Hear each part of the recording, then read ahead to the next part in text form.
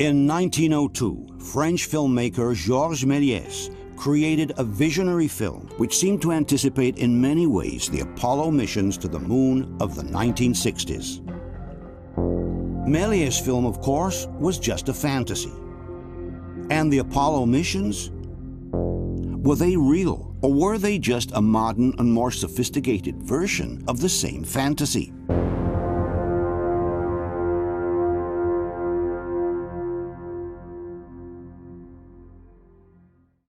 The story of the Apollo missions began in 1961, when President Kennedy announced before the world that the United States intended to land a man on the moon before the end of the decade or before 1970. This caused quite a stir, as up to that point the United States had only been able to launch an astronaut, Alan Shepard, in a short suborbital flight of only 15 minutes.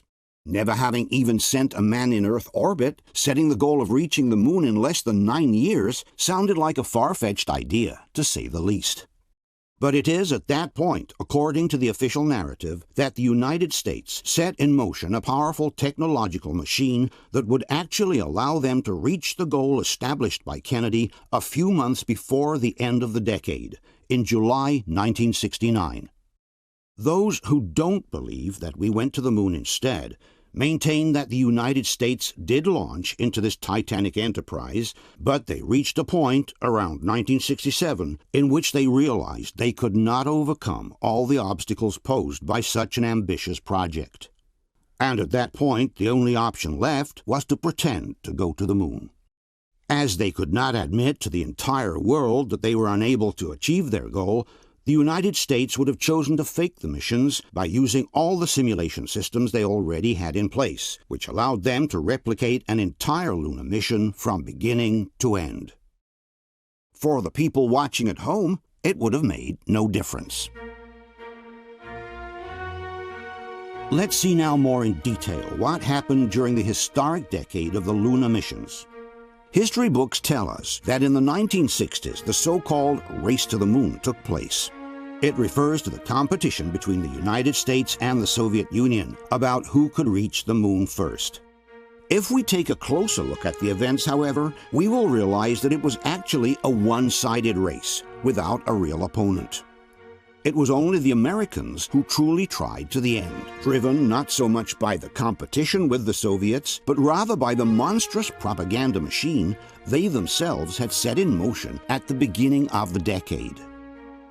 Officially, the so-called race to the moon began on April 12, 1961, when the Soviets managed to put into orbit the first human being, Yuri Gagarin.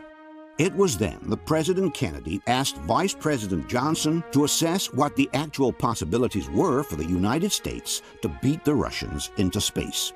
This is where a very important figure comes into the picture, NASA Administrator James E. Webb.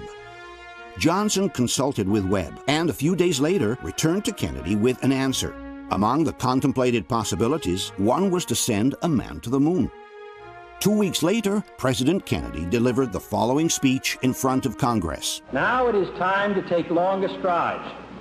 Time for a great new American enterprise. Time for this nation to take a clearly leading role in space achievement. I therefore ask the Congress above and beyond the increases I have earlier requested for space activities, to provide the funds which are needed to meet the following national goals. First, I believe that this nation should commit itself to achieving the goal, before this decade is out, of landing a man on the moon and returning him safely to the Earth. From that moment on, NASA Administrator James Webb threw all his energies behind the Luna project. From NASA's historical archives, we read, Webb, who had endorsed the Apollo program to Kennedy, now had his priorities fixed on the manned lunar landing, and he reorganized the space agency accordingly. An excellent mediator, Webb managed to gather the support from prominent political figures such as Senator Kerr from Oklahoma.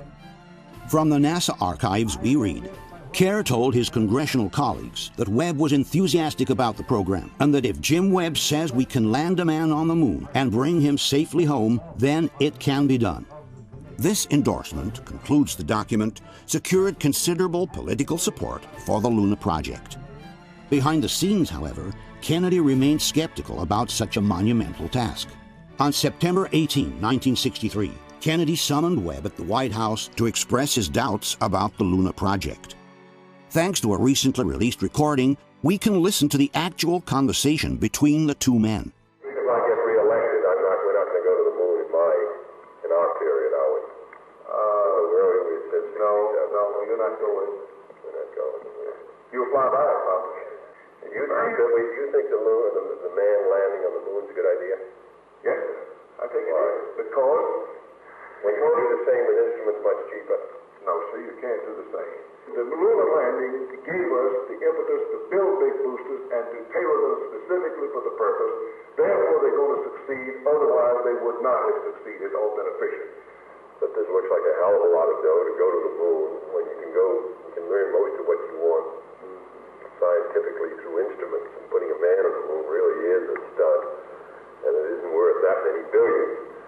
Only 2 days later, in front of the United Nations, Kennedy made one last attempt to engage the Soviets in going to the moon together. Finally, in a field where the United States and the Soviet Union have a special capacity, in the field of space, there is room for new cooperation, for further joint efforts in the regulation and exploration of space.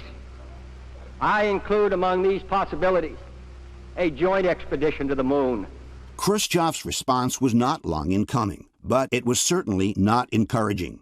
1 month later, at a meeting with the foreign press, the chief of the Kremlin stated, "At the present time, we do not plan flights of cosmonauts to the moon. I have read a report that the Americans wish to land on the moon by 1970.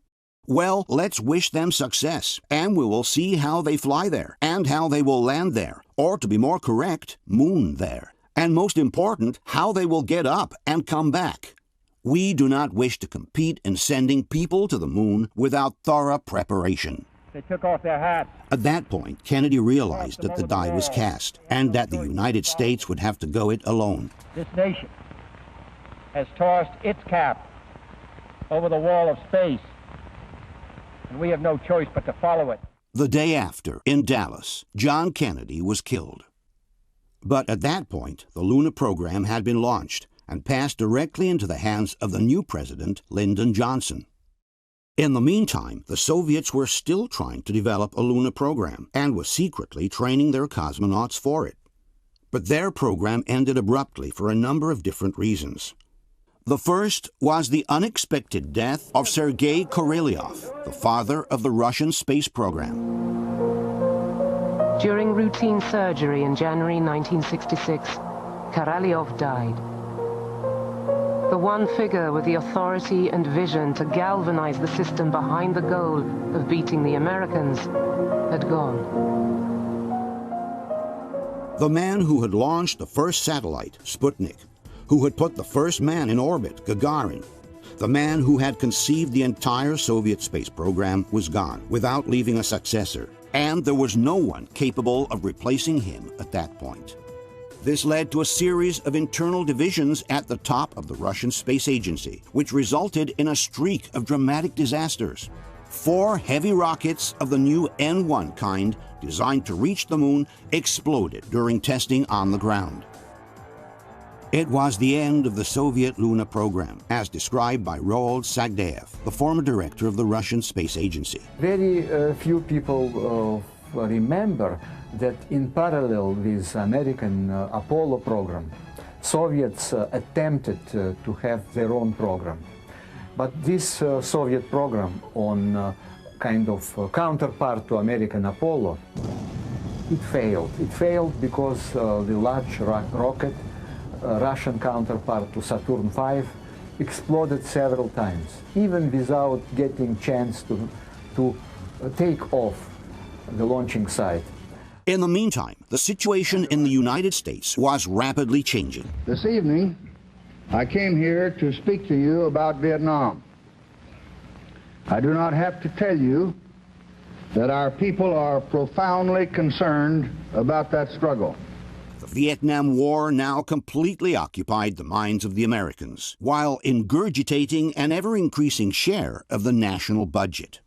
At the same time, the cost of the Apollo program was spiraling out of control. As this documentary of the time explains, the costs of the Luna project had soared beyond all expectations even before a single rocket had lifted off the ground. The status of fabrication and testing of Apollo hardware was such that the program had reached and passed its peak costs.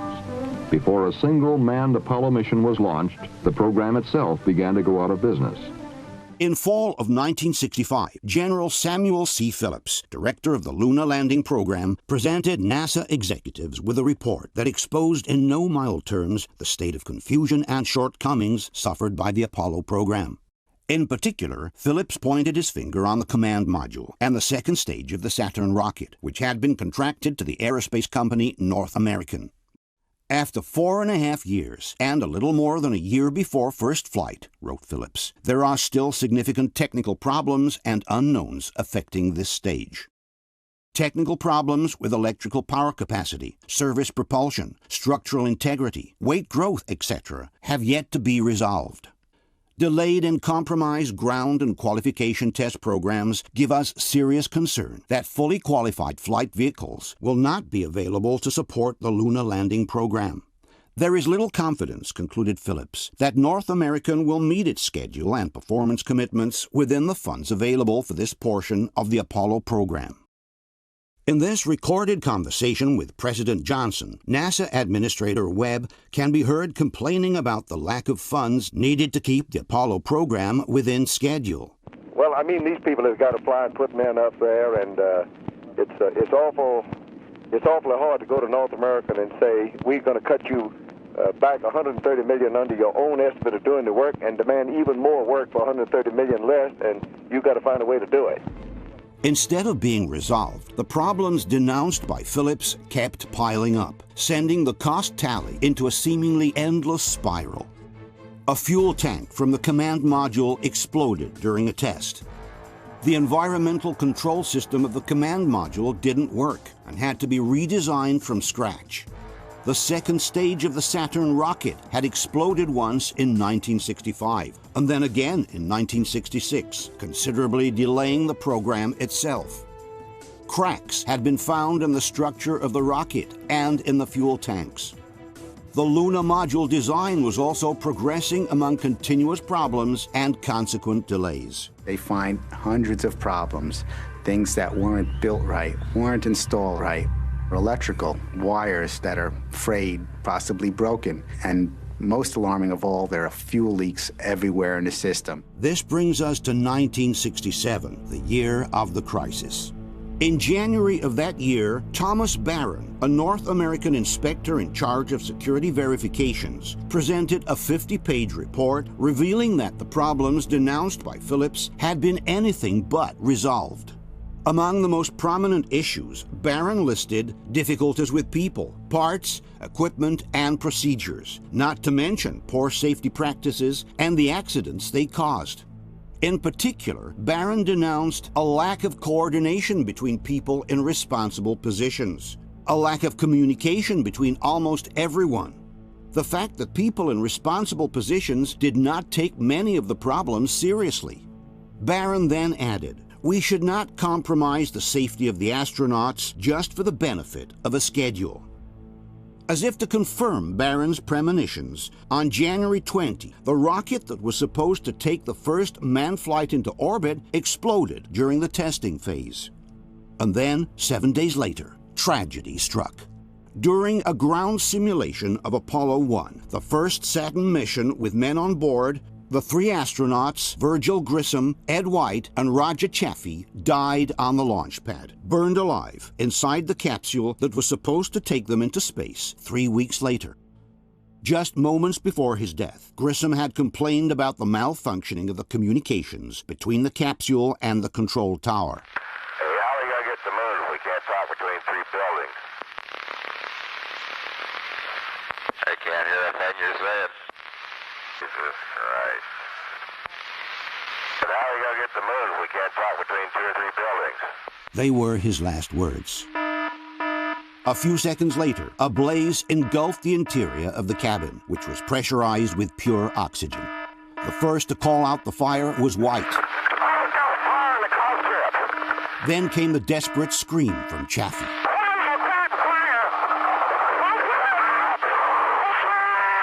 Then, nothing else.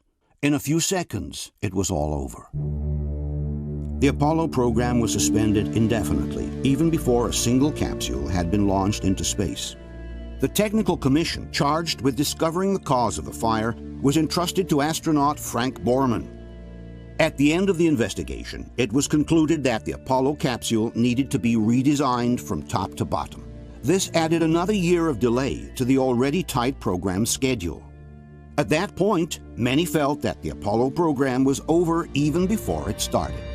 That was quite a shock. I almost had to pull over to the side of the road, catch my breath, because I thought, well, this is the end of our future. The program started to just churn and churn and churn. With the months passing fast, the 1969 deadline was getting closer and closer.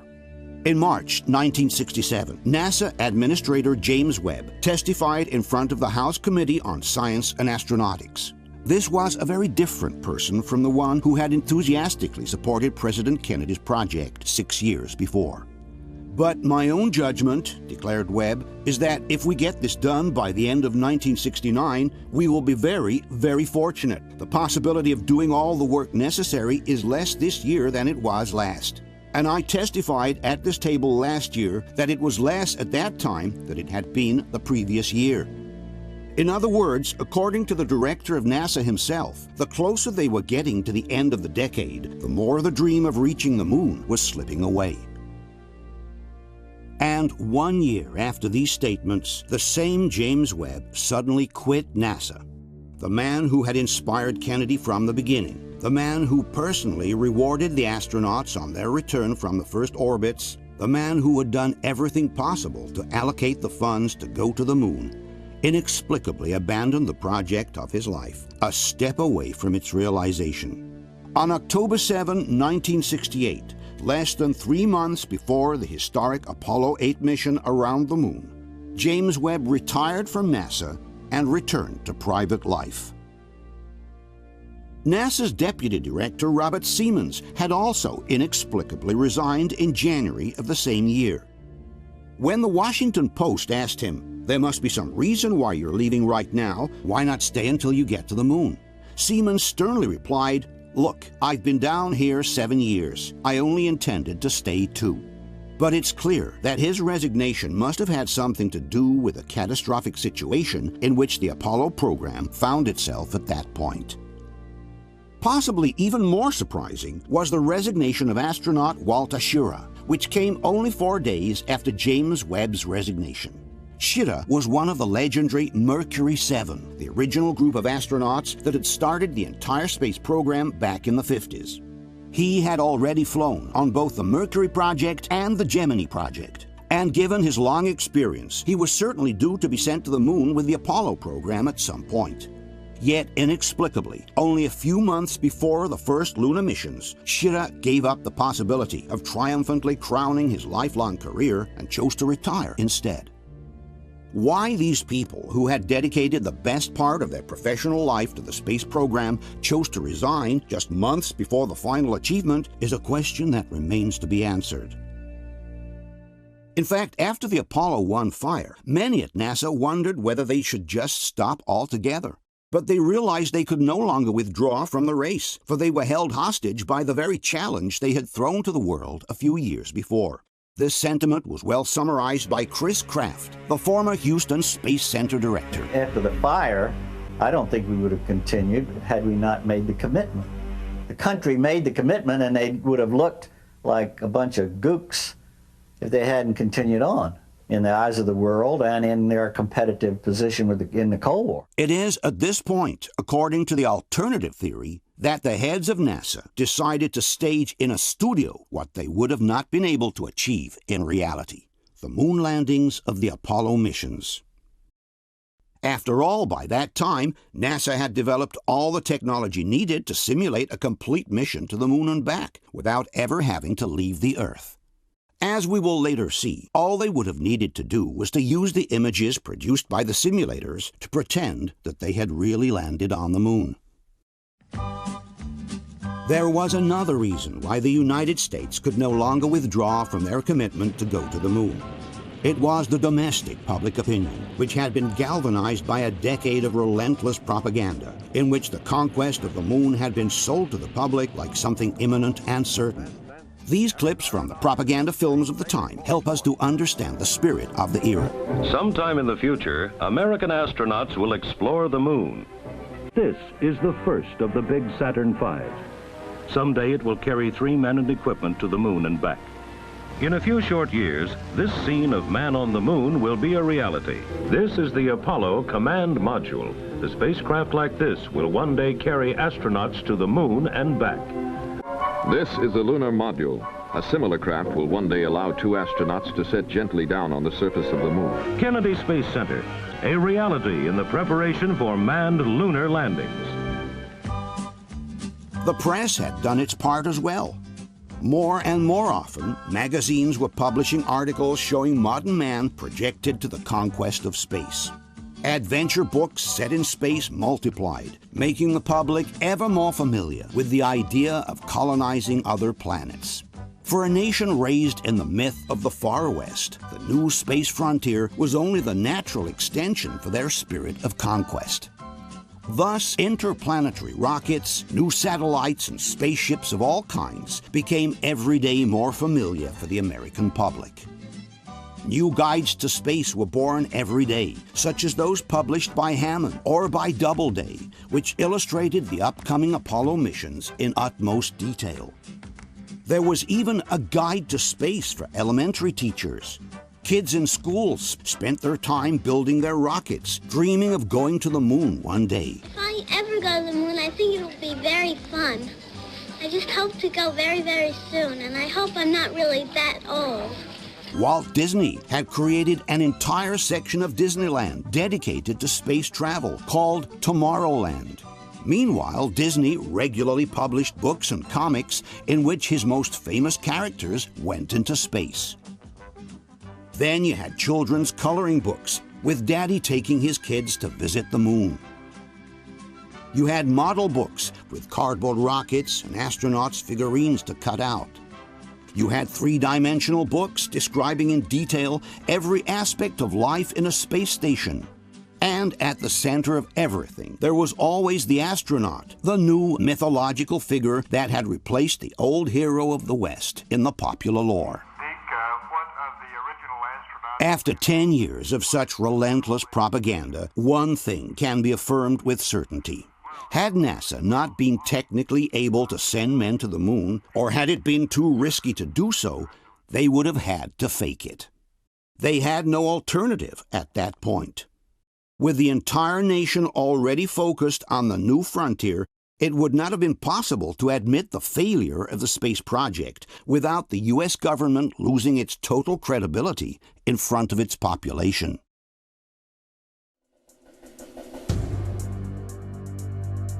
This is, in essence, the thesis proposed by Bill Kaysing, the man who went down in history as the father of the so-called moon hoax theory. The reason I believe that NASA and the government faked the moon landing was basically it was technically impossible to do it. And they simply had to come up with some sort of alternative that they felt the public would believe. Kaysing was a former employee at Rocketdyne, the company that built the engines for the rockets used in the Apollo program. Only 4 years after the end of the Apollo missions in 1976, Kaysing published a book called We Never Went to the Moon, in which he listed the various reasons why he believed it was not possible for man to have gone to the moon. Kaysing maintained that the entire series of the moonwalks had been filmed in a secret NASA facility instead. Kaysing's book caused quite a stir and was followed a few years later by a similar book written by independent researcher Ralph Rene.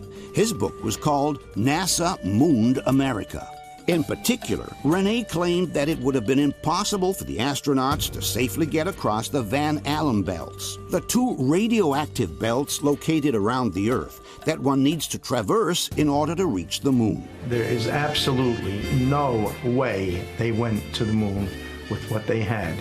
In fact, there's no way they can go today. There's no way they can go tomorrow. You don't send man where you haven't sent the monkey. As time went by, the theories proposed by Kaysing and Rene began to gain traction. But it was only with the advent of the Internet that the so-called moon hoax theory began to spread at a worldwide level. Since the Internet, NASA has placed all the pictures taken by the astronauts online in high definition.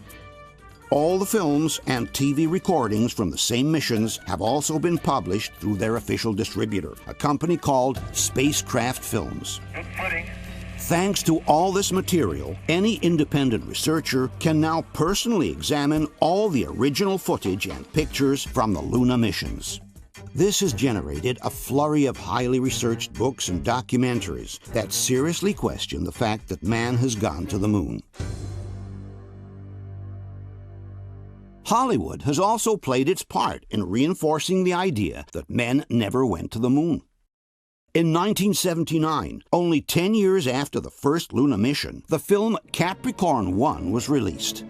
Officially, the film told the story of a fake mission to Mars, which NASA staged in a TV studio in order to avoid the real dangers of a mission in space. You don't really think you're going to get away with this? Well, I don't know. It's a chance. Maybe it's not a very good one, but it's a chance. But Capricorn 1 was clearly referring to the recent Luna missions, as in fact the film's slogan read, "Would you be shocked to find out that the greatest moment in our recent history may not have happened at all?"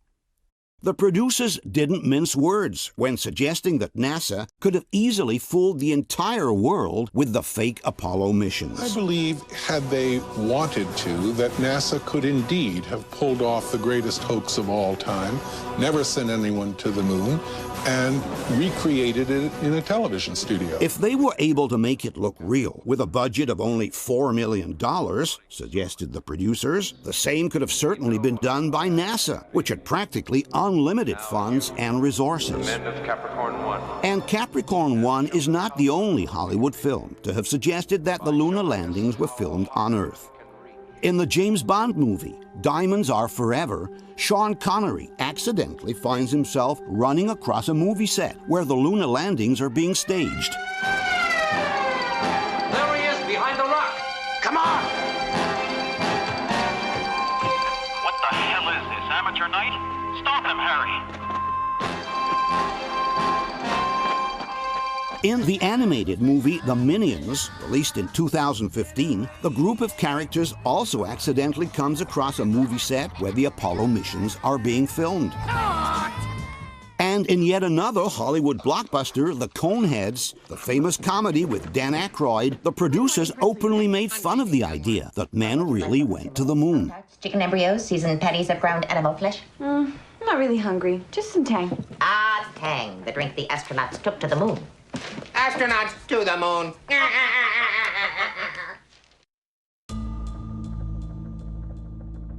Obviously, there are also those who are absolutely convinced that we went to the moon and openly defend the official narrative by NASA.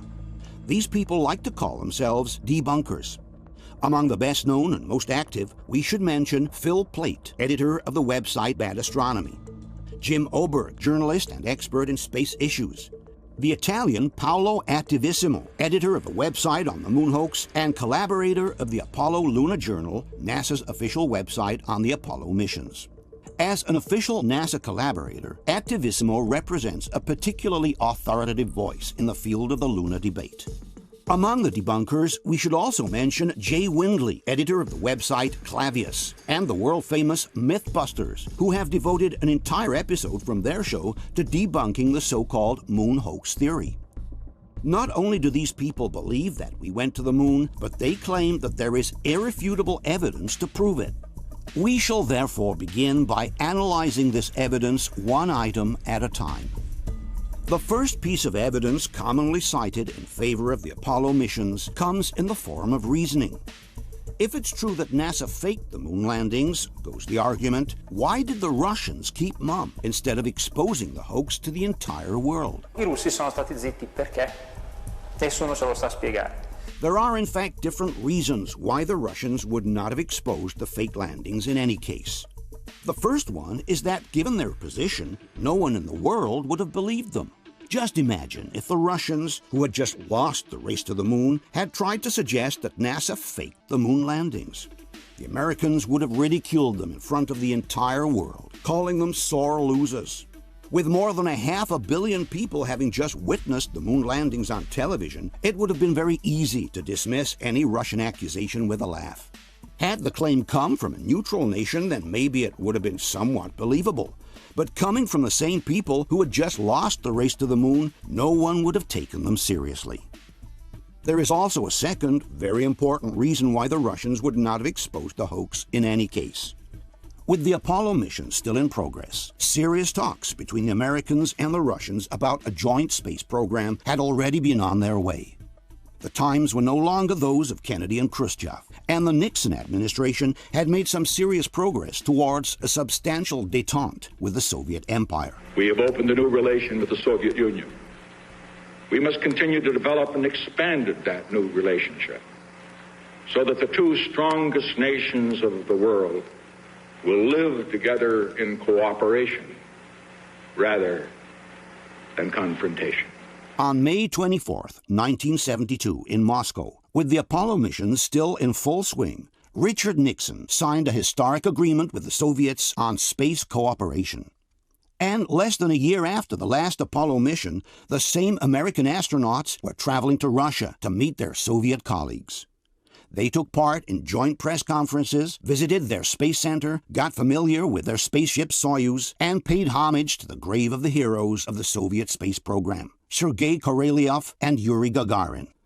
A few months later, it was the Soviet cosmonauts' turn to visit the U.S. and get acquainted with the American way of life.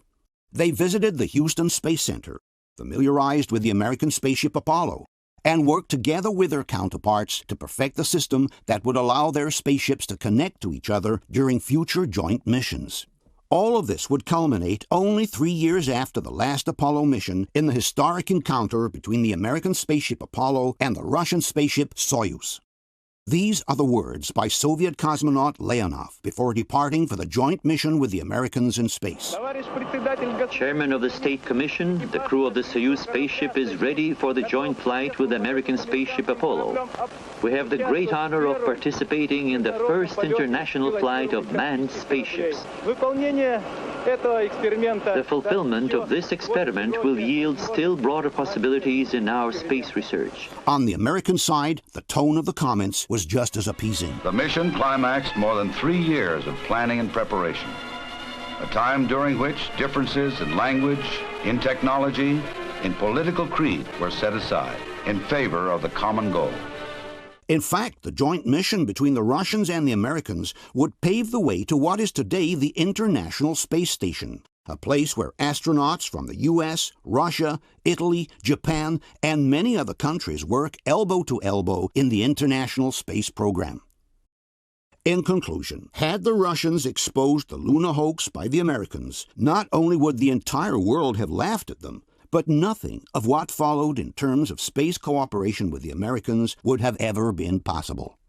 Faced with a possible bluff by the Americans, all there would have been left for the Russians to do was to bite the bullet and look at the future with a smile on their face. As all philosophers say, The best part of a good dinner is not what you eat, but with whom you eat. The second piece of evidence often used in favor of the moon landings is the following. With over 400,000 people involved in the NASA project, goes the argument, someone sooner or later would have spilled the beans. Poi vabbè, si può considerare una cosa molto banale. All'operazione Luna parteciparono 400.000 tecnici di società private, non militari, non era un'operazione di 4 gatti che lanciano un missile. Quindi tutta questa gente in 40 anni non ha mai confessato nulla. But it's the very premise to this argument that is flawed. Nowhere does it say that all 400,000 NASA employees had to be informed of the scam being perpetrated. In fact, the lunar landing project had been split among thousands of different companies that worked all over the United States, totally independent from one another. The employees from Grumman were building the lunar module in their factories in Long Island. The technicians from ILC were designing the spacesuits in their laboratories in Delaware. The employees from Boeing were building the lunar rover in the state of Washington. The people from McDonnell Douglas worked on the Saturn rocket in their factories in California. The technicians from General Motors were producing the tanks for the command module at their home in Indiana. The experts from the Link Group developed the flight simulators in their factories in New York. As told in this documentary from that era, there were about 20,000 different companies working at the same time on the Apollo project from all over the United States. More than 90% of the work is conducted by contractors spread across the nation. In fact, some 20,000 prime contractors, subcontractors, and suppliers located in virtually every state are participating in the manned spaceflight programs.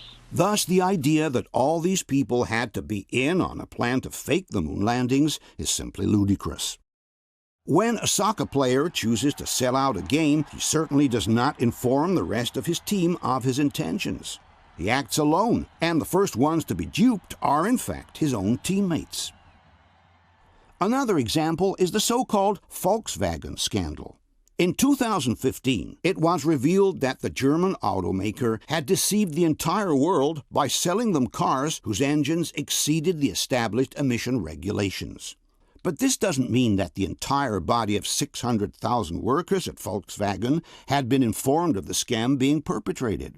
All that was needed was a restricted group of managers and technicians in the know, without everyone else necessarily being informed of what was going on.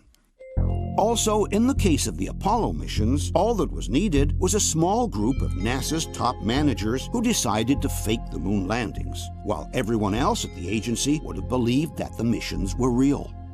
For the hoax to succeed, for example, it would have been sufficient to take control of the television signal that was received by the stations on Earth.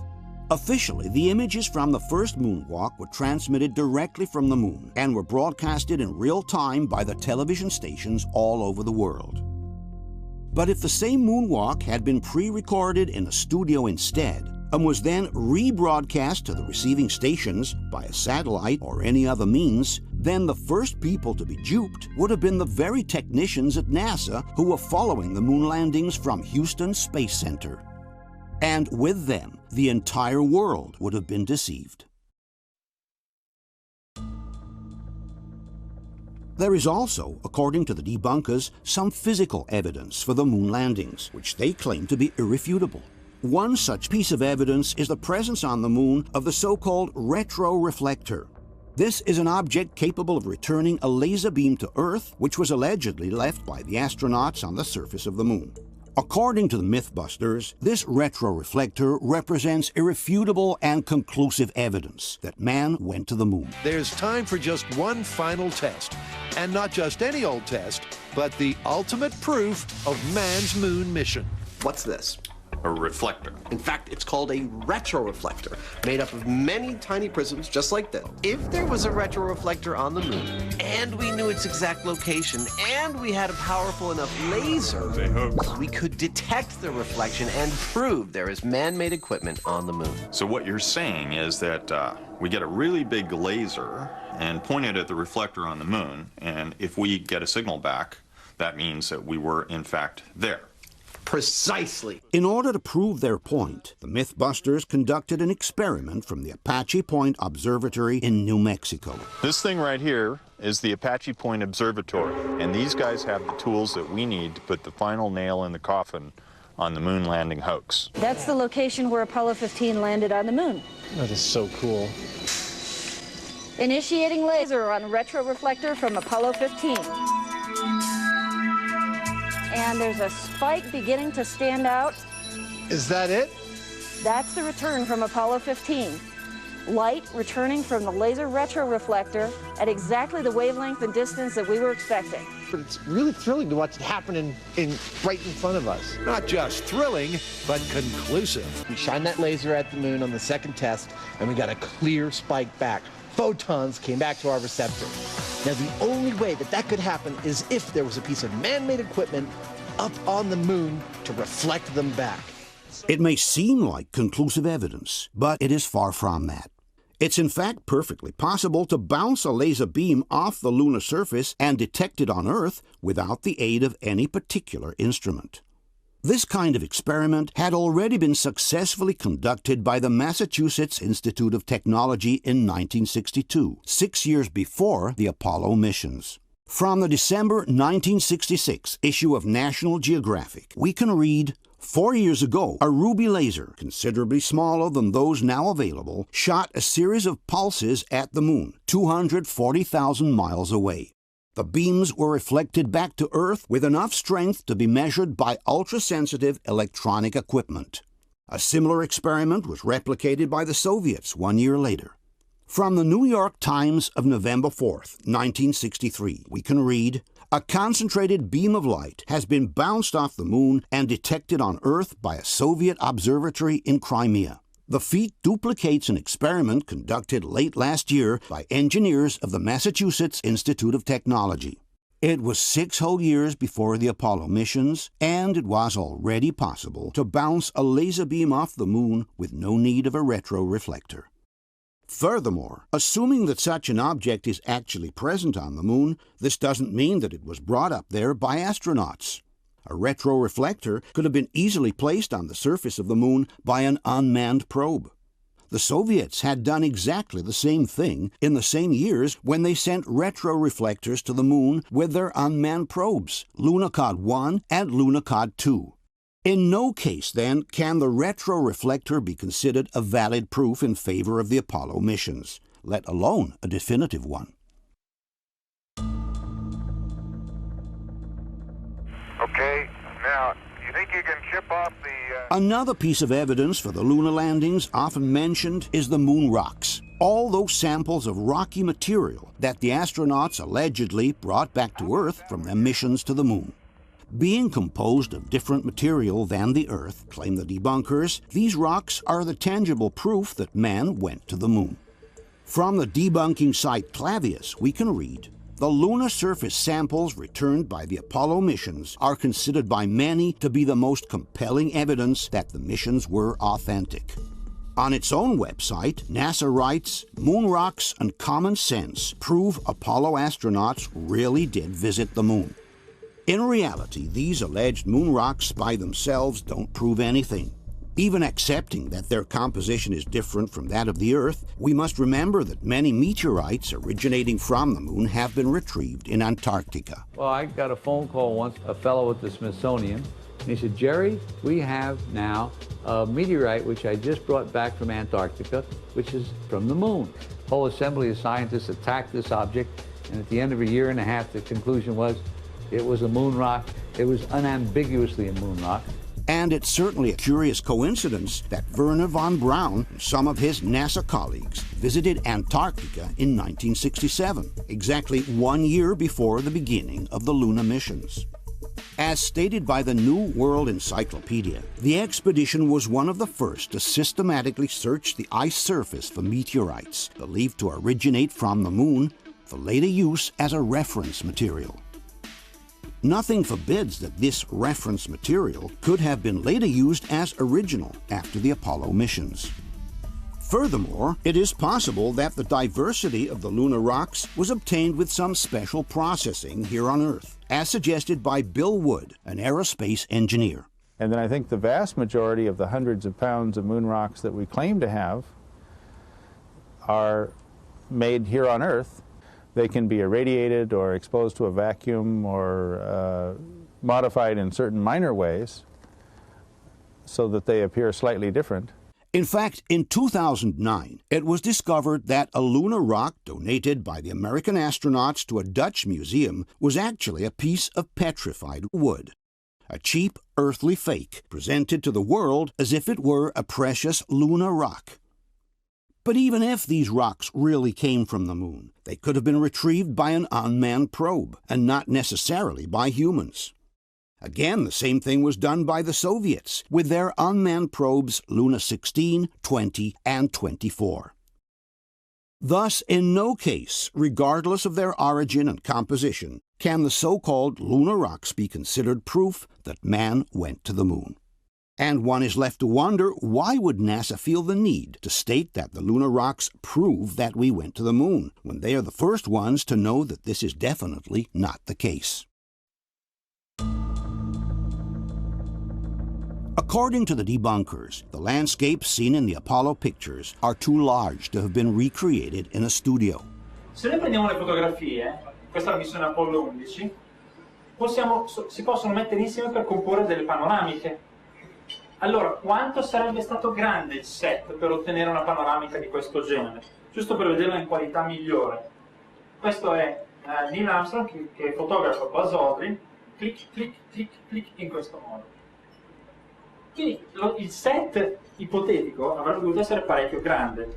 In reality, those who support this idea are not familiar with the great illusory capacities of cinematography. This, for example, is a scene from the film Magnificent Desolation, produced by IMAX in 2005. As one can see, the depth of the terrain in the background is quite similar to that of the Apollo missions. And yet, this is the actual set where the scene was filmed. Only the terrain in the foreground is real.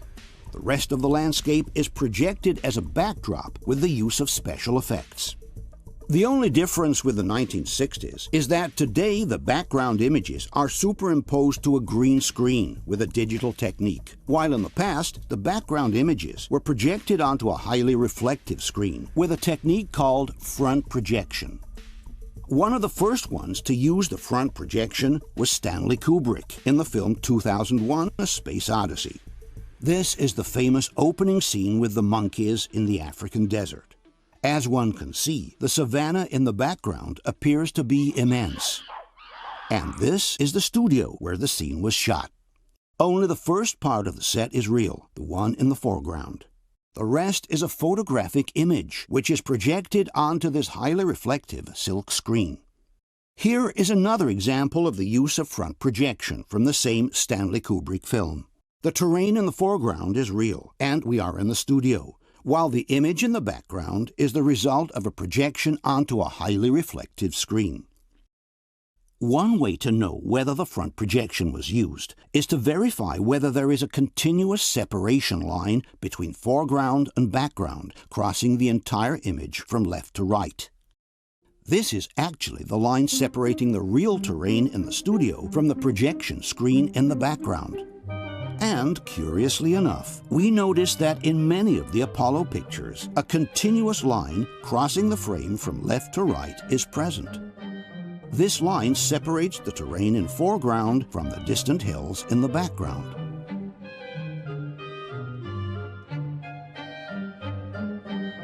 In fact, if we take a closer look at some 360 degrees panoramas from the landing sites, we realize that the continuous line separating the foreground from the background is uninterrupted for the entire 360 degrees, in whatever direction you look.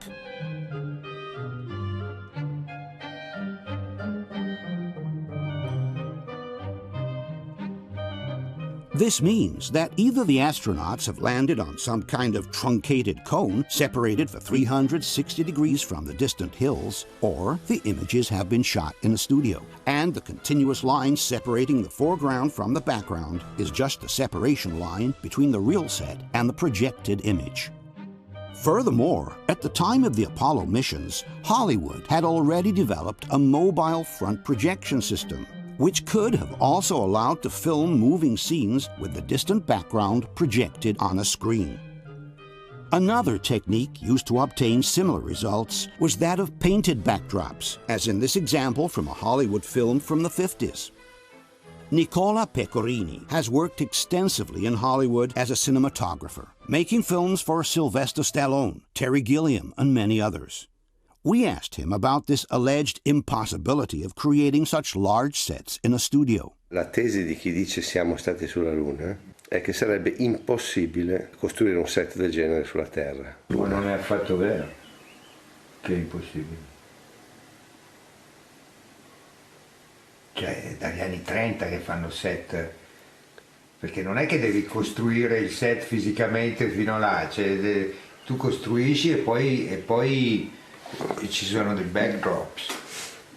Cioè, i set enormi anche in, come si chiamava, Gone with the Wind, erano dei bei dipinti, i cieli, non è che erano veri cieli. Another technique for which Hollywood is famous is that of miniaturization.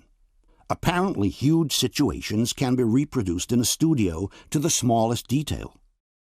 Small-scale models are also regularly used in Hollywood with great effectiveness. In fact, there are serious suspicions that the images of the Luna module departing from the moon were actually filmed in a studio using small-scale models. In conclusion, if we were to believe that everything we see on a screen is real, we would also have to believe that New York was submerged by a devastating tsunami, that gigantic gorillas can climb the Empire State Building, and that the magical Kingdom of Oz actually exists.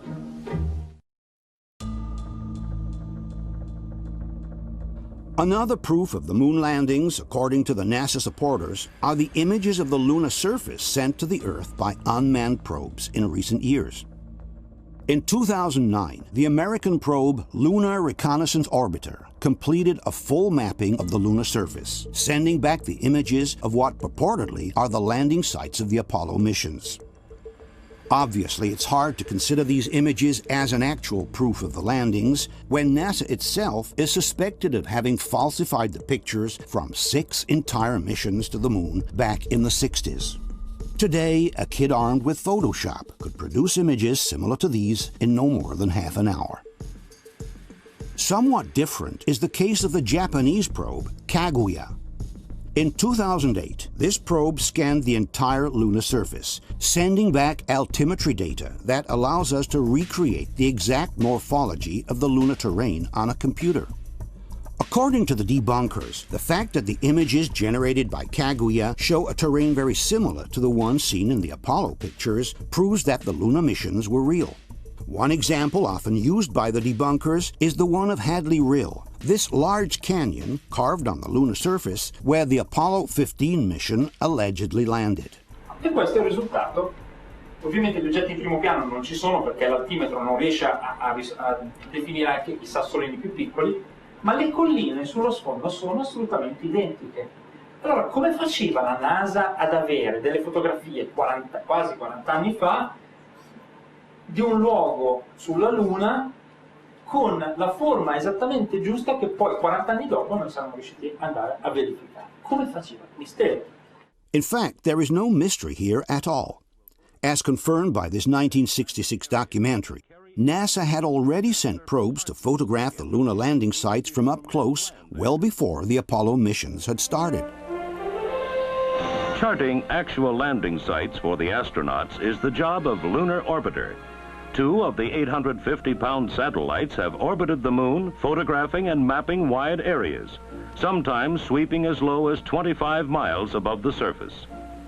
Here are some of the pictures helping to determine the height and slope of lunar mountains and the depth of craters. So accurate had been the photographic surveys that NASA had been able to build a gigantic moon globe which replicated the entire lunar surface in utmost detail. All it would have taken at that point was to film the moving surface of this globe using, for example, this circular rail to give the impression of really flying around the moon. Furthermore, for the Hadley Rill area in particular, NASA had built a three-dimensional model reproducing the Apollo 15 landing site to the smallest detail. This three-dimensional model was then hung from a ceiling upside down and was illuminated by special lights that simulated the sunlight. By filming the model with this special camera, which could get as close as a few inches to the surface, NASA was able to film the entire lunar landing approach as if it were the real thing. The images were sent to the monitors in the simulator, making them look like actual images seen from the window of the lunar module. This documentary from NASA explains how the lunar landing simulator worked. To the left of the simulator is a three-dimensional mosaic of the moon surface. Through closed-circuit television, it presents typical lunar landing displays marked by craters, mounds, and boulders. The mosaic gives the astronaut a realistic feel for his final landing approach. Lunar module motion is simulated by moving the map up and down for vertical motion. A camera on a dolly track provides lateral movement. Lights around the camera lens simulate lunar lighting conditions. With these two simulators, a crew can practice the basic flight elements of the Apollo mission from launch complex to landing on the moon and return to Earth. As one can see, the images produced by the simulator are so similar to those of the actual landing that the initial argument by the debunkers can be reversed. Not only was NASA able to replicate the exact morphology of the landing sites in a studio, but they could have, in fact, simulated the entire lunar landing using the very images from their simulator without the need of actually going to the moon.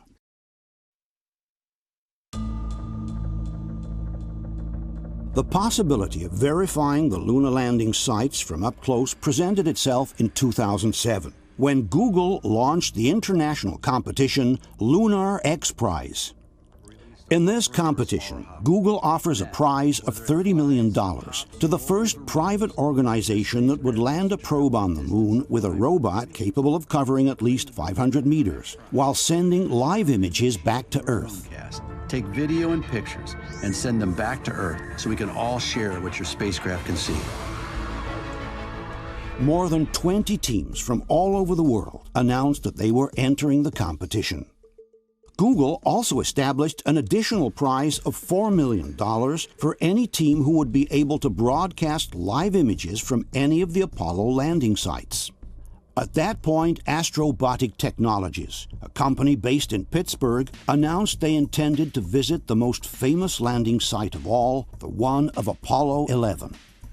But NASA didn't seem too happy about this initiative, and in 2011 they officially requested a 2-kilometer no-fly zone to be established all around the Apollo landing sites. The purpose, said NASA, was to preserve the landing sites from possible contamination. NASA is taking steps now to preserve the steps they took decades ago on the surface of the moon. They are protecting American landing sites on the moon for historic preservation, presumably because you never know who or what will go back there. And there are a number of missions vying to go back with unmanned craft. They just wanted to clear the area off limits. The request from NASA must have been taken very seriously, since the participants suddenly decided to forego a $4 million prize. From this 2012 article titled "Rocketeers Obey NASA Moon Rules," we can read, "The organizers of the $30 million Google Lunar X Prize say their contestants will abide by NASA's appeal to stay away from the Apollo landing sites." One of the teams, Pittsburgh-based Astrobotic Technology, had planned to take a close look at Apollo 11's artifacts and footprints. But President John Thornton said the venture has shifted its primary target to the lunar North Pole. In conclusion, not only is there no actual proof that man went to the moon, but now that we had the possibility of at least checking out the landing sites from up close, NASA has chosen to impose a no-fly zone all over these areas. And all of this just to preserve some footprints that apparently no one will ever be able to see anyway. Let's now examine the most important evidence against the lunar landings, or the reasons why many people don't believe that we went to the moon. The first issue, and definitely one of the most important, is the problem of radiation, represented by the Van Allen belts. Earth is surrounded by two highly radioactive areas called the Van Allen belts. They were named after their discoverer, astrophysicist James Van Allen. These belts are located between a minimum of 1,000 miles and a maximum of 25,000 miles from the surface of the Earth. Up to this day, every single mission with men on board, from the American Gemini to the Russian Soyuz, from the Space Shuttle to the International Space Station, has kept well below this dangerous area of radiation, rotating in what is called low Earth orbit. The only men in history to have allegedly ever crossed the Van Allen belts are the astronauts from the Apollo missions. This crossing, however, poses some problems that apparently have not been resolved to this day. Let's take a closer look at the history of the Van Allen belts. In January 1958, the United States launched their first satellite, Explorer 1. This satellite carried some special instruments designed by scientist James Van Allen, whose purpose was to measure radioactivity in space. The satellite had been launched along an eccentric orbit, ranging from a minimum height of 200 miles to a maximum of 1,600 miles. Thanks to this eccentricity, Van Allen made a double surprising discovery. Not only did radioactivity increase as we moved away from Earth, but beyond a certain point, the Geiger counter suddenly dropped to 0 before resuming normal operation. This is how James Van Allen describes that experience. And I began to understand that what was going on here, because we had segments of this orbit when it came down to low altitude, which looked quite normal. Then we had a very rapid change, very rapid increase in counting rate, and then it dropped back to nothing.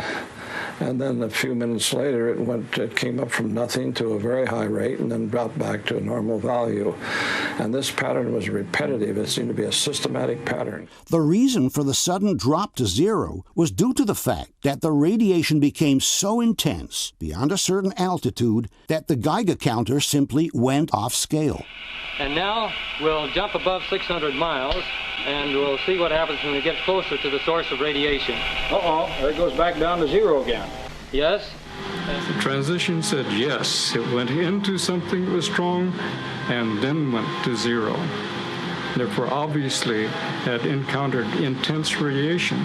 It was the discovery of the so-called Van Allen radiation belts, two donut-shaped belts located in the magnetosphere, which protect life on our planet by trapping the most dangerous radiation coming from outer space.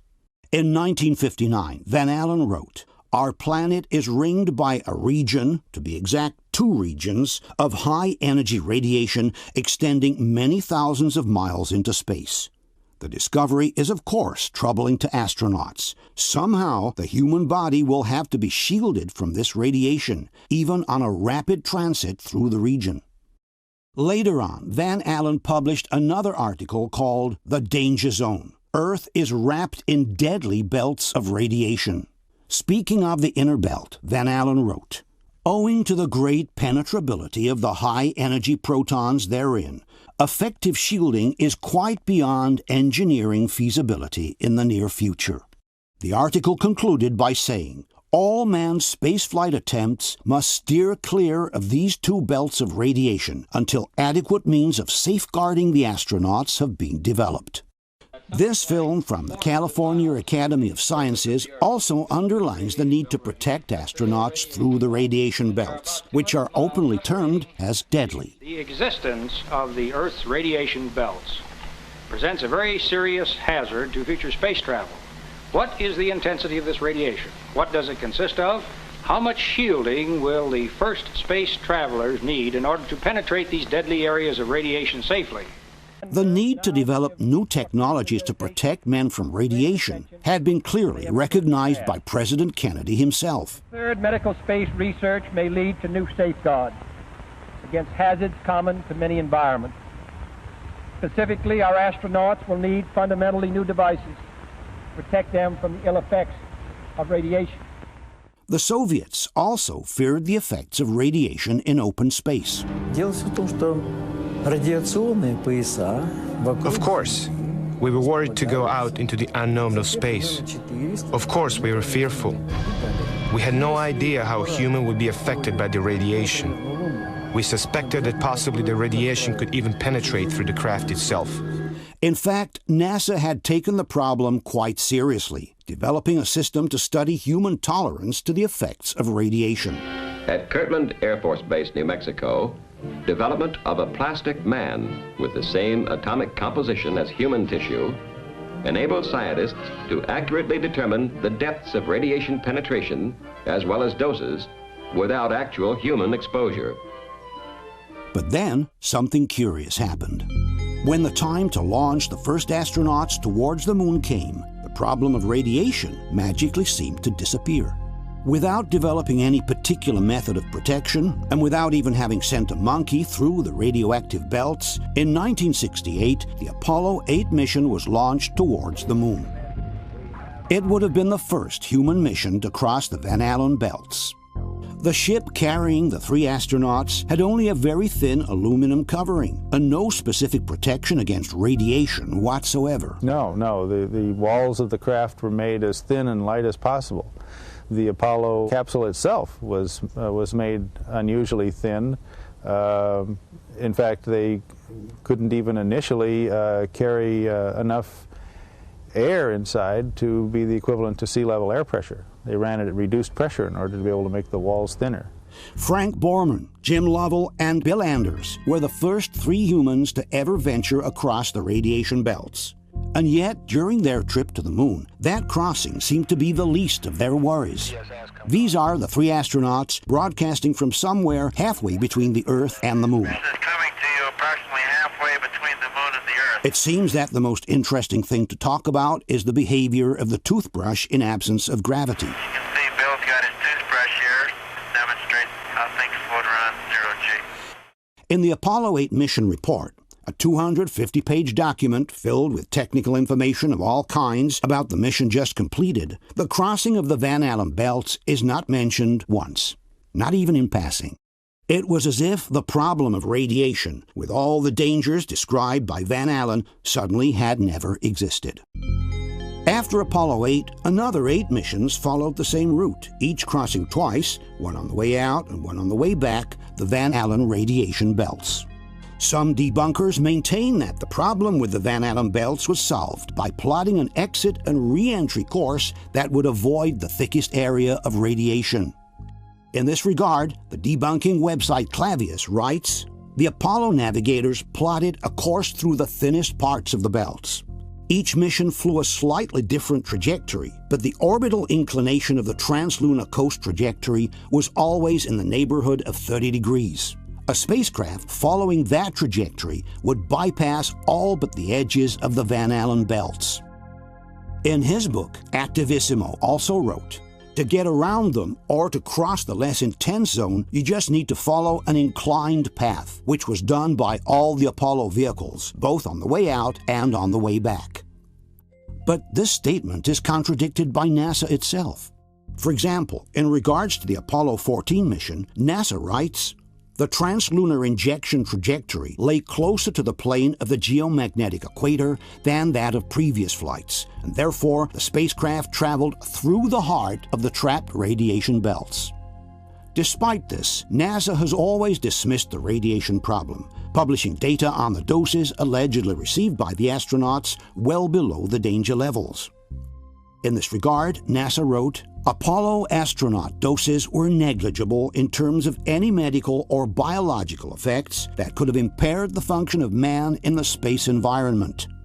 In fact, according to the debunkers, a lunar mission of a few days like the Apollo missions entails a total of radiation equivalent to 1 X-ray scan, or 3 years of life on Earth."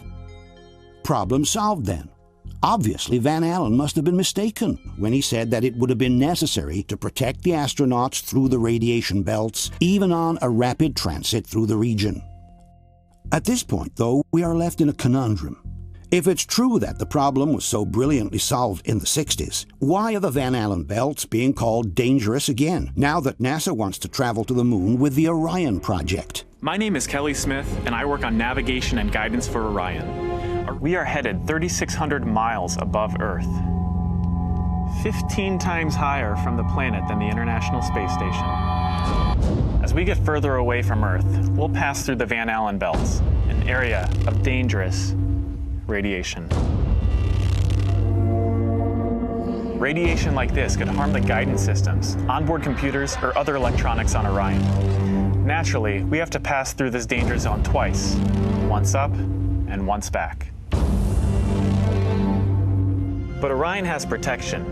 Shielding will be put to the test as the vehicle cuts through the waves of radiation. Sensors aboard will record radiation levels for scientists to study. We must solve these challenges before we send people through this region of space. What does it mean? We must solve these challenges before we send people through this region of space. In the 1960s, the radiation received by the astronauts was the equivalent of a simple X-ray. And today, we must solve these challenges before we send people through this region of space? We are thus faced with a puzzling situation. Up until 1968, the Van Allen belts were considered very dangerous by the scientific community at large.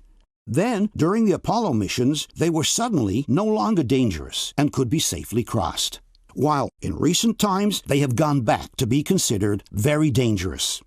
Even modern astronauts, curiously, admit that we are currently unable to go beyond the low Earth orbit, and that perhaps one day we may be able to reach the Moon and other planets. The plan that NASA has is to build a rocket called SLS, which is a heavy lift rocket. It's something that is much bigger than what we have today, and it will be able to launch the Orion capsule with humans on board, as well as landers or other components to destinations beyond Earth orbit. Right now, we only can fly in Earth orbit. That's the farthest that we can go. And this new system that we're building is going to allow us to go beyond and hopefully take humans into the solar system to explore. So the Moon, Mars, asteroids, there's a lot of destinations that we could go to, and we're building these building block components in order to allow us to do that eventually. And certainly this interview with astronaut Alan Bean doesn't help us clarify the situation. As a crew member of the Apollo 12 mission, Bean is theoretically one of the very few human beings to have ever crossed the Van Allen belts. And yet, not only isn't he sure of having ever reached them, but in fact he doesn't even know where the belts are located. Any ill effects from the Van Allen radiation belts? No. Now, I'm not sure we went far enough out to encounter the Van Allen radiation belt. Maybe we did. And listen to Bean's reply when he is told that the Van Allen belts are located between the Earth and the Moon. The belts are 1,000 miles to 25,000 miles above the Earth. Then we went right out through them. It's a curious response indeed. After all, Activisimo himself wrote in his book, all astronauts are trained in plotting trajectories, rendezvous, and orbits by using a ruler, and in orientation by using the stars. Are we truly to believe that one of the few astronauts who ever crossed the Van Allen belts doesn't even know where they are? Or maybe Alan Bean, in a moment of distraction, has let an uncomfortable truth slip out by mistake. I'm not sure we went far enough out to encounter the Van Allen radiation belt. Question.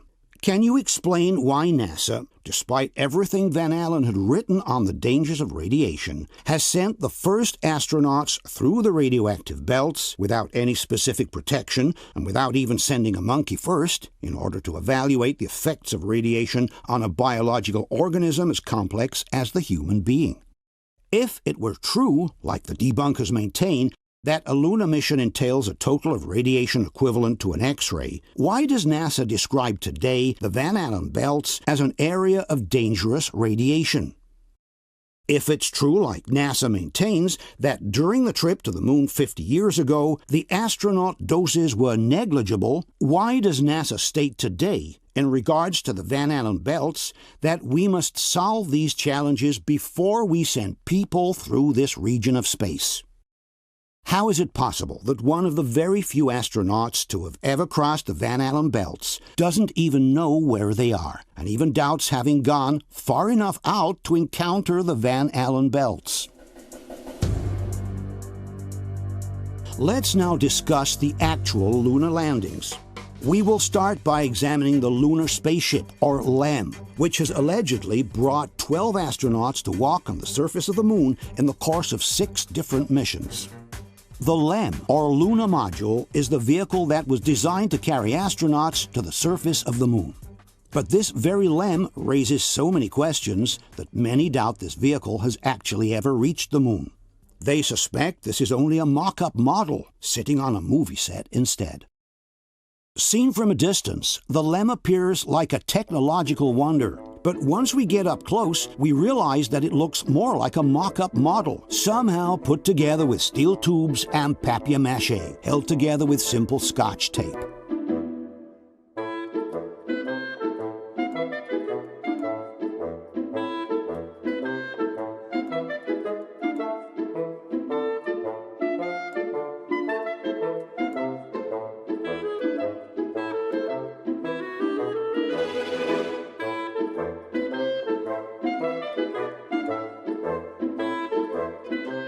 What immediately catches the eye is the large amounts of Scotch tape haphazardly placed here and there, as if it were a last-minute job. With temperatures that can reach over 200 degrees in the sun, doesn't seem like a smart idea to use Scotch tape everywhere. The debunkers, however, claim that there is a specific reason for the use of Scotch tape. Una delle teorie, per esempio, è che il modulo lunare è rivestito di lamierino. Si vede addirittura che è unito con lo scotch, quindi era un simulacro di cartapesta. No, non è vero, perché si va a vedere la documentazione tecnica e salta fuori che il modo migliore per applicare senza aggravare il peso il rivestimento termico in modo che non venisse surriscaldato dal sole era di usare dei giunti adesivi invece della rivettatura che con la dilatazione termica avrebbero causato delle sollecitazioni. But this explanation doesn't stand to scrutiny. As one can see, the LEM is full of metal rivets everywhere. There is therefore no explanation for the sloppiness in the construction of the lunar module, with the engines covered with aluminum foil, the external panels not even lining up with each other, and the Scotch tape that seems added at the last moment, just to keep together pieces that would otherwise fall apart. The lunar module cost over $2 billion at the time, which is the equivalent of $21 billion in 2016 currency.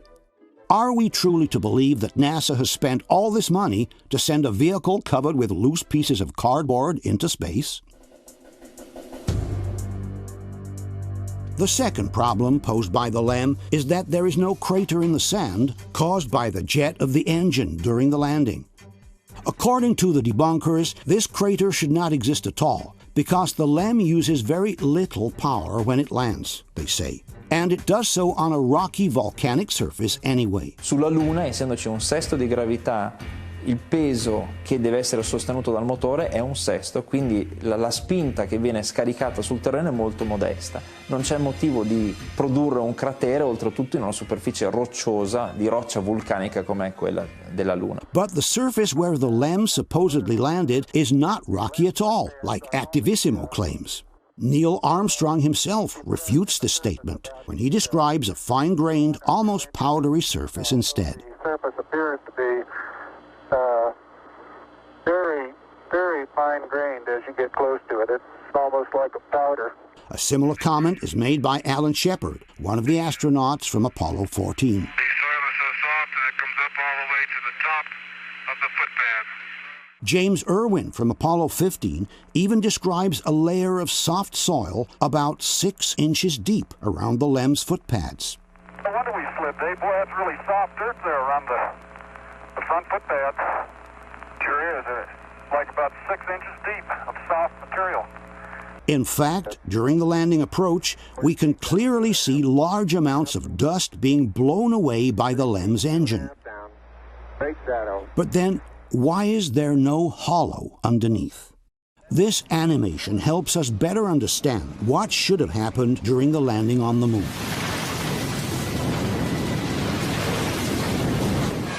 Just like this leaf blower, which blows away the dust on the surface and reveals the hard rock underneath, we would expect to see a hollow in the sand under the LEM, revealing the hard terrain under the surface.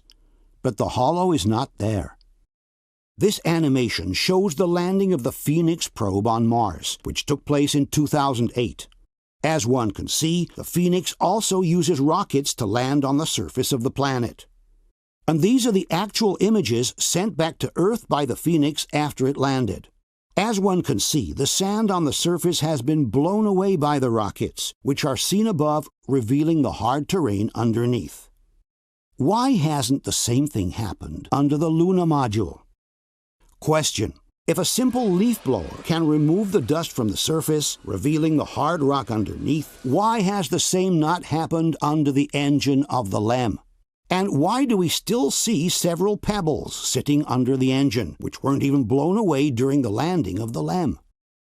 Given that James Irwin described about 6 inches deep of soft material around the foot pads, why is there no hole in the sand under his LEM's engine cone?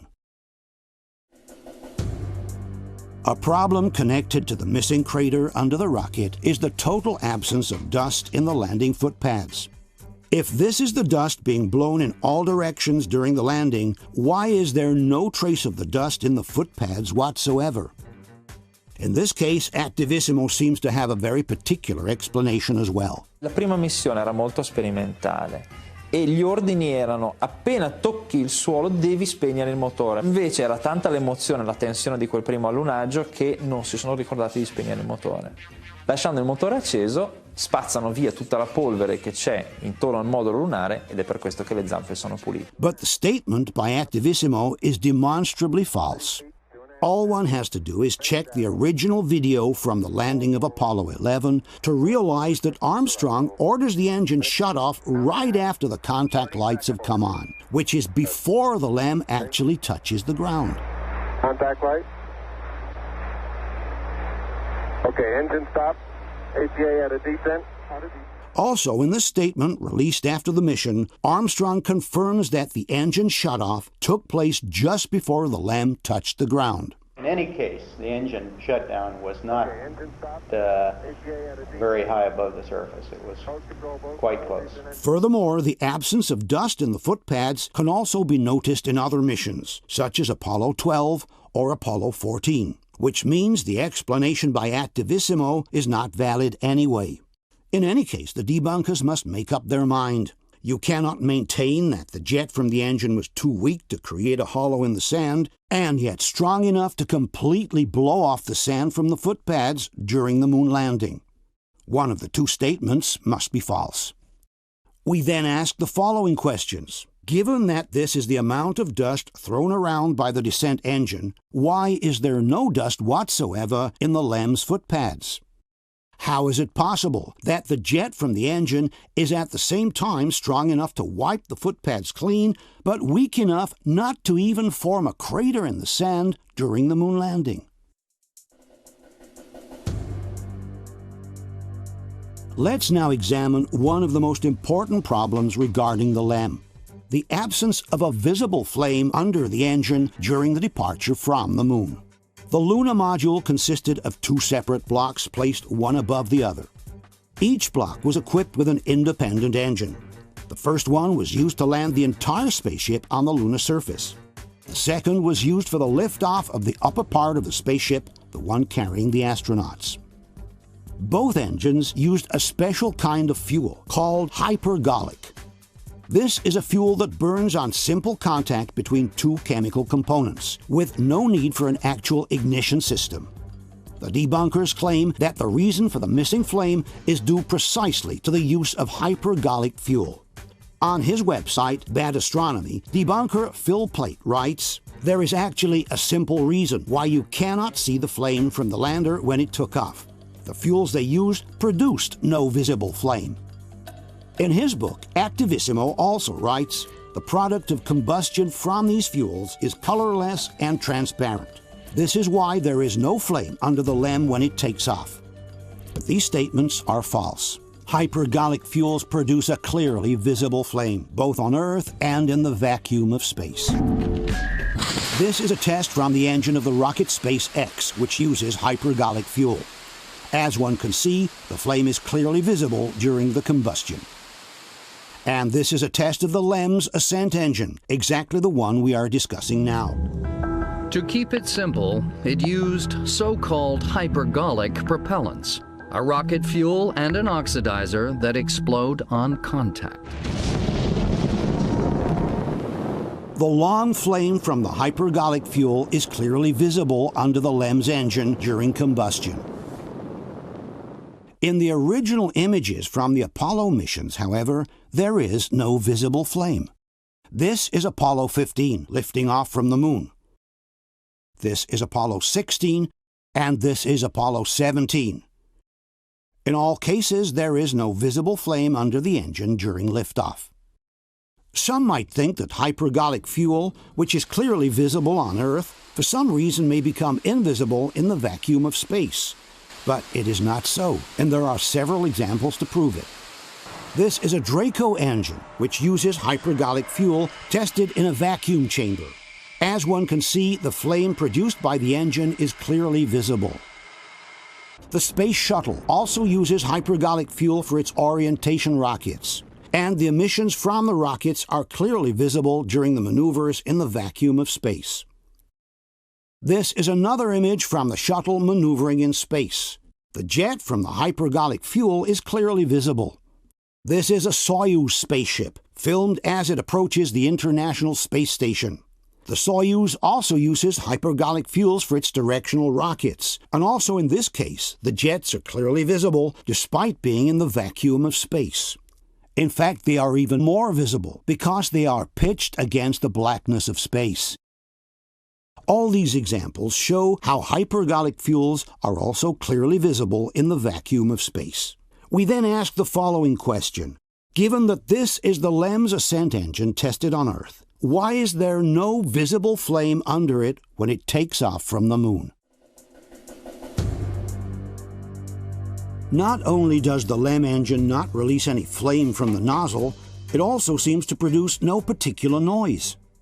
This is the noise produced by the LEM's ascent engine during a ground test.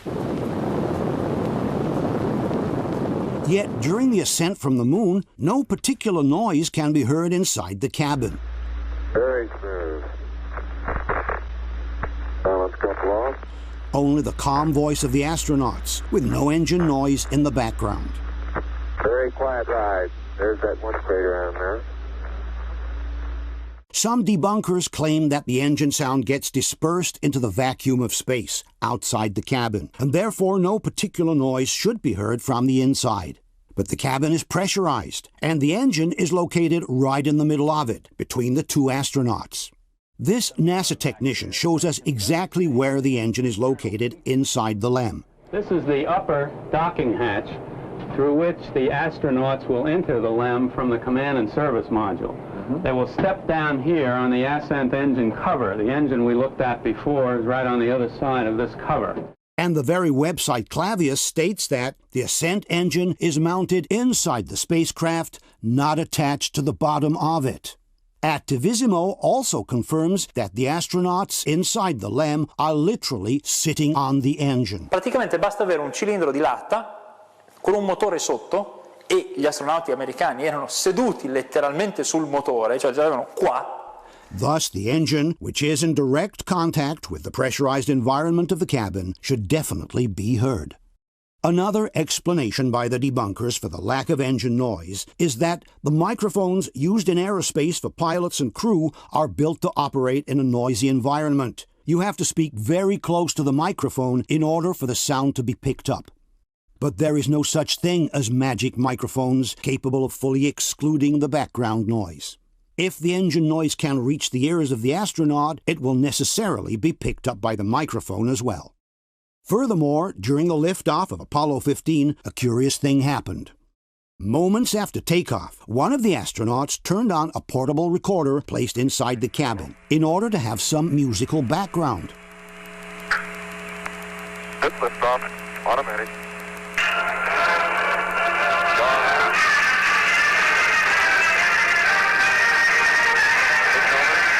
As one can hear, the music coming from the recorder is clearly picked up by the microphone, while the noise from the engine, which is pushing at full throttle at this time, cannot be heard at all.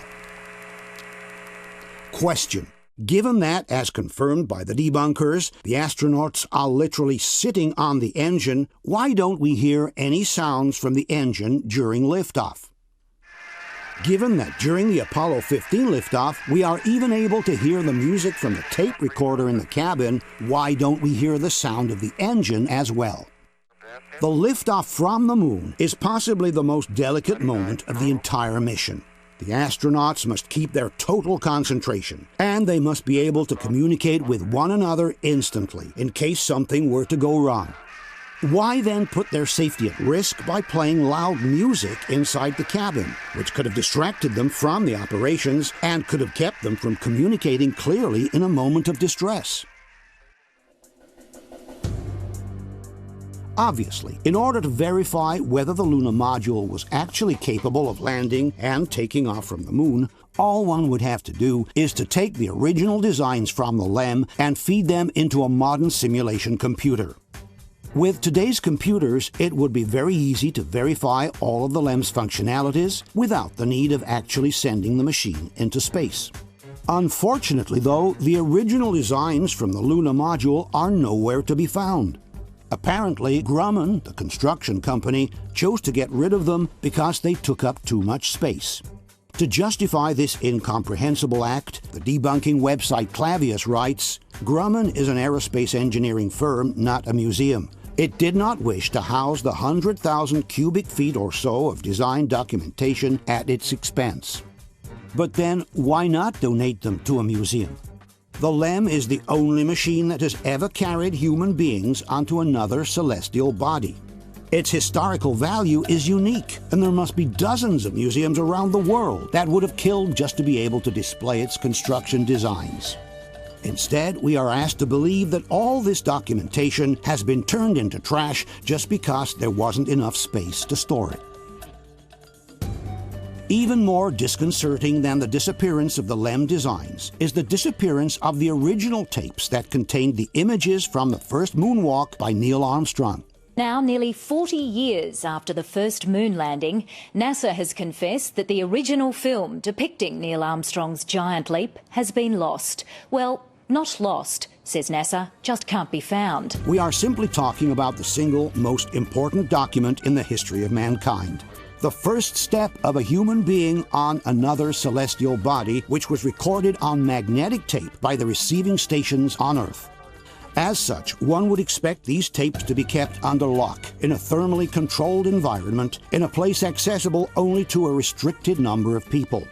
Instead, NASA candidly tells us that the original tapes no longer exist. So shocking was this fact that filmmaker Aaron Rannon wanted to verify it in person, interviewing the former flight director of the Apollo 11 mission, Gene Kranz. I haven't seen anything that indicates the telemetry data is even in existence, and as I said, even if we had it, we don't have the machines to play it back. But your own research has shown the telemetry data is missing. That's right. Also from NASA's official archives at Goddard Space Center in Maryland, Aaron Rannon received the same embarrassing answer. We've been unable to track it down. I mean, we don't know where this telemetry data ended up, and we don't know what path it may have taken. So, unfortunately, I'm afraid I can't really give you much of a clue as to where this data ended up and whether it still exists or not. But listen to what the explanation by the debunkers is for this inconceivable fact. L'ha persa per una ragione puramente burocratica. All'epoca questi nastri erano considerati inutilizzabili. La registrazione del segnale televisivo fuori standard fu registrata su una traccia dei nastri di telemetria, quelli che davano le pulsazioni, lo stato del veicolo e via dicendo.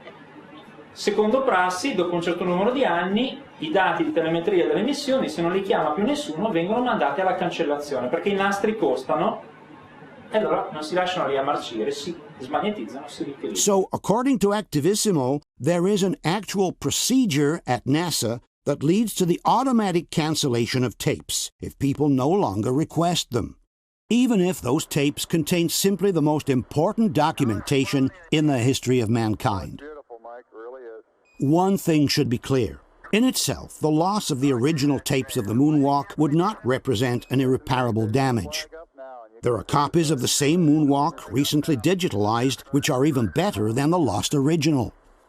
The problem is that besides the moonwalk, those tapes also contain some important telemetry data, ranging from the astronaut's heartbeat to the very location of the LEM in space at the time.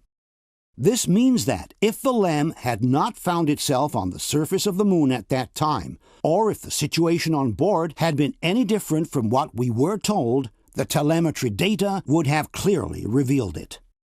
So, if one chooses to, he can believe the story of the tapes that were erased because they were too expensive. For everyone else, one question becomes unavoidable. What was so important in those tapes that NASA had to come up with such a preposterous excuse just to ensure they would no longer be available to scientists and researchers from modern times? Let's now take a closer look at the telecommunications between Earth and the Moon. There are several elements that don't add up in this area, like, for example, the delay in the radio communications between Houston and the astronauts.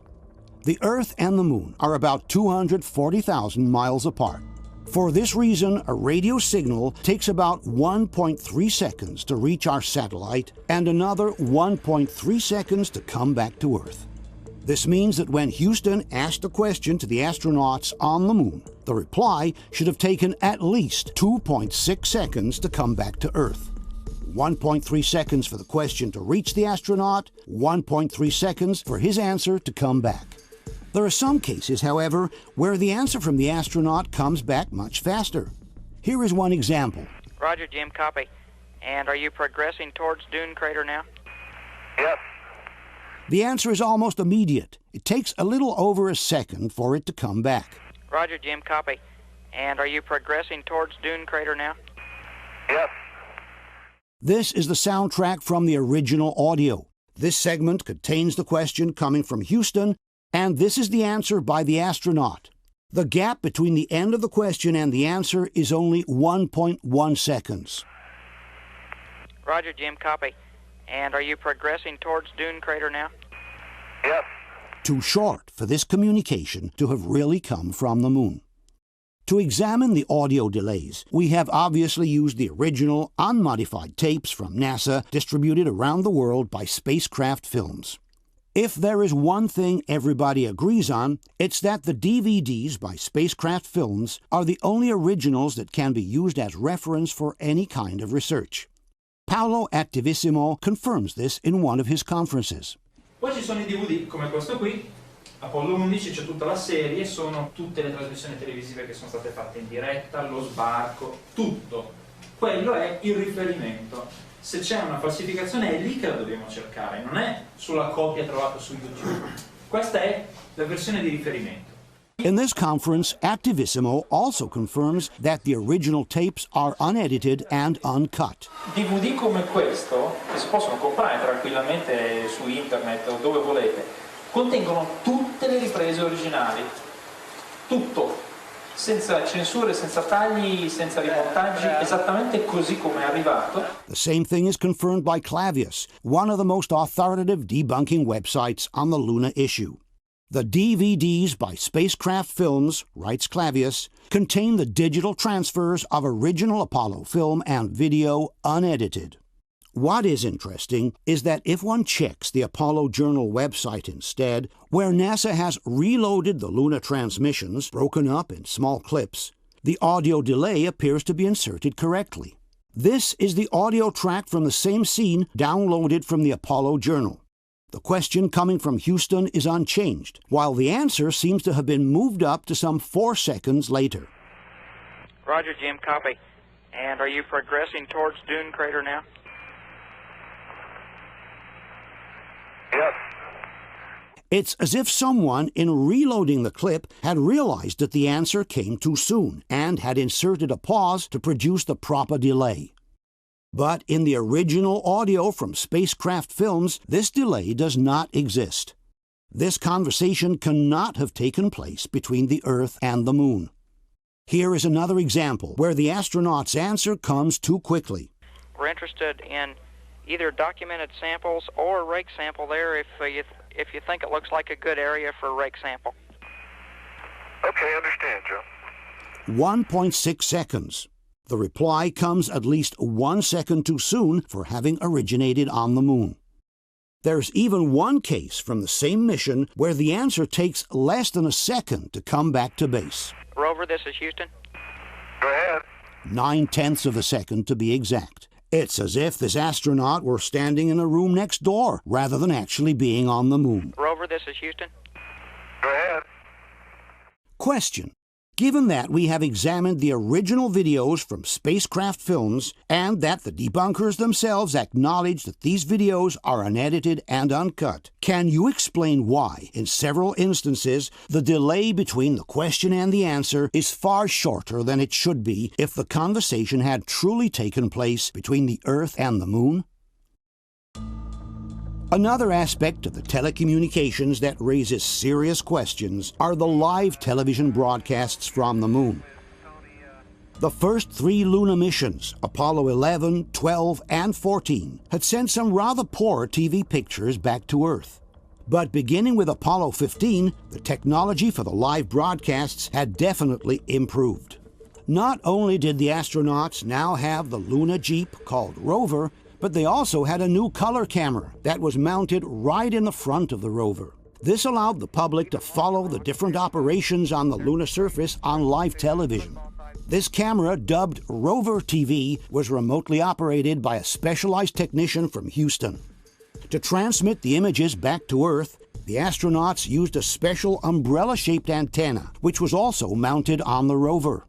Obviously, the astronauts could only broadcast live images when the vehicle was stopped between one station and the next, because the umbrella needed to be pointed with great precision towards the Earth before any broadcast could begin. The Earth and the Moon are some 240,000 miles away, and a small error in the angle of sight would be enough to completely miss the target. From the NASA website, we can read, "The high-gain antenna produced a beam tight enough that an adequate TV signal could be received by 85-meter dishes on Earth. This antenna had a nominal gain of 24 decibels in the center, which dropped to 20.5 decibels on a 10 degrees cone." In other words, by increasing the transmission angle, the signal would rapidly degrade. Pointing the antenna with sufficient accuracy was tricky, writes NASA. A preliminary alignment made by sighting along the transmitter mast had to be done carefully. After that, the astronauts carried out a precision pointing by using an optical device mounted directly on the antenna. From NASA's training manual, we read, "Bore sighting the high-gain antenna to the Earth requires an optical aid, since a full Earth subtends an angle of less than 2 degrees when viewed from the lunar surface." This is the aiming reticle from the optical device. Each square represents an angle of 3 degrees. The high-gain antenna pointing, states NASA, must remain within 2.5 degrees of Earth. This occurs when the Earth's image is within the bullseye of the optical sight. The video signal will degrade extremely rapidly beyond that point due to the very narrow antenna radiation pattern. In other words, even a misalignment of a couple of degrees in pointing the antenna would have resulted in the Earth target being missed. We must keep in mind that both the TV camera and the transmitting antenna are mounted on the rover, which means that any oscillation of the camera implies an equal oscillation of the antenna. This is a well-known problem for television crews who broadcast images via satellite. Their mobile units are normally equipped with special pods that are extended once the transmitting vehicle is in position in order to avoid oscillations of any kind. And on Earth, the margin of error is much larger than that of a broadcast from the Moon, since the distance from the geostationary satellites on Earth is much shorter than the distance between the Earth and the Moon. It is therefore evident that in order to maintain the live connection with the Earth, the rover needed to remain practically still for the entire duration of the broadcast. What we have instead is a series of situations in which the astronauts violently shake the rover, and thus also the antenna, without the broadcast ever breaking down. This usually happens when one of the astronauts touches the rover to drop or retrieve some tools. In order to assess the actual oscillations, one needs to look at how much the line of the horizon in the background moves up and down.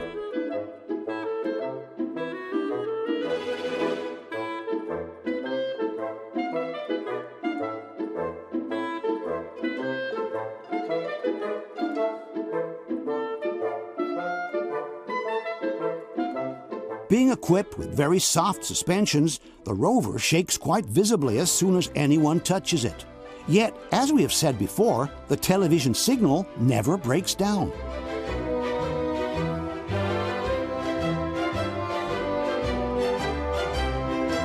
We must remember that each oscillation of the camera corresponds to an equal oscillation by the antenna. And yet, as if by magic, the television signal never breaks down, nor does it degrade at all.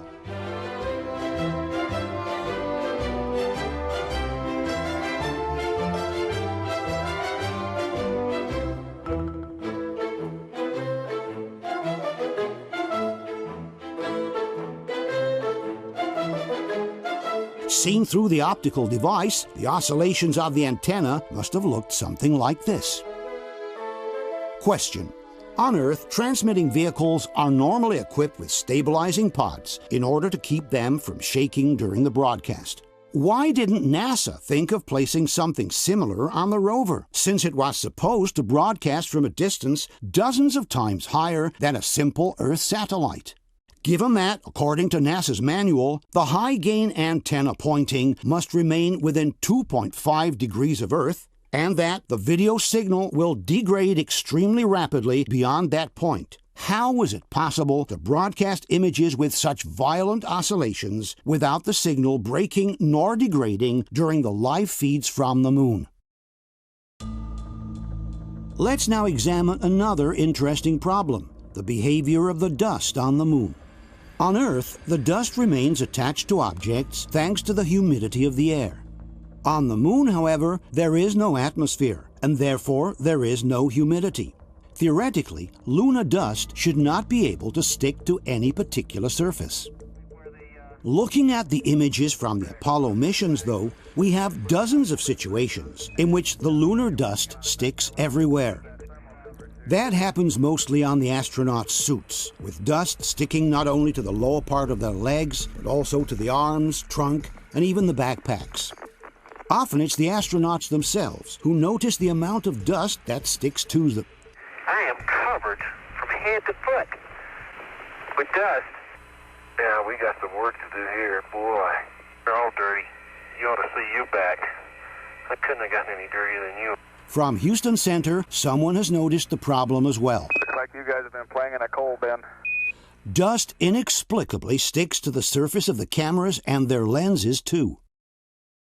The astronauts often complain about this. We haven't checked the dust on the lens on these cameras. Sometimes the problem is so serious that they can't even read the settings.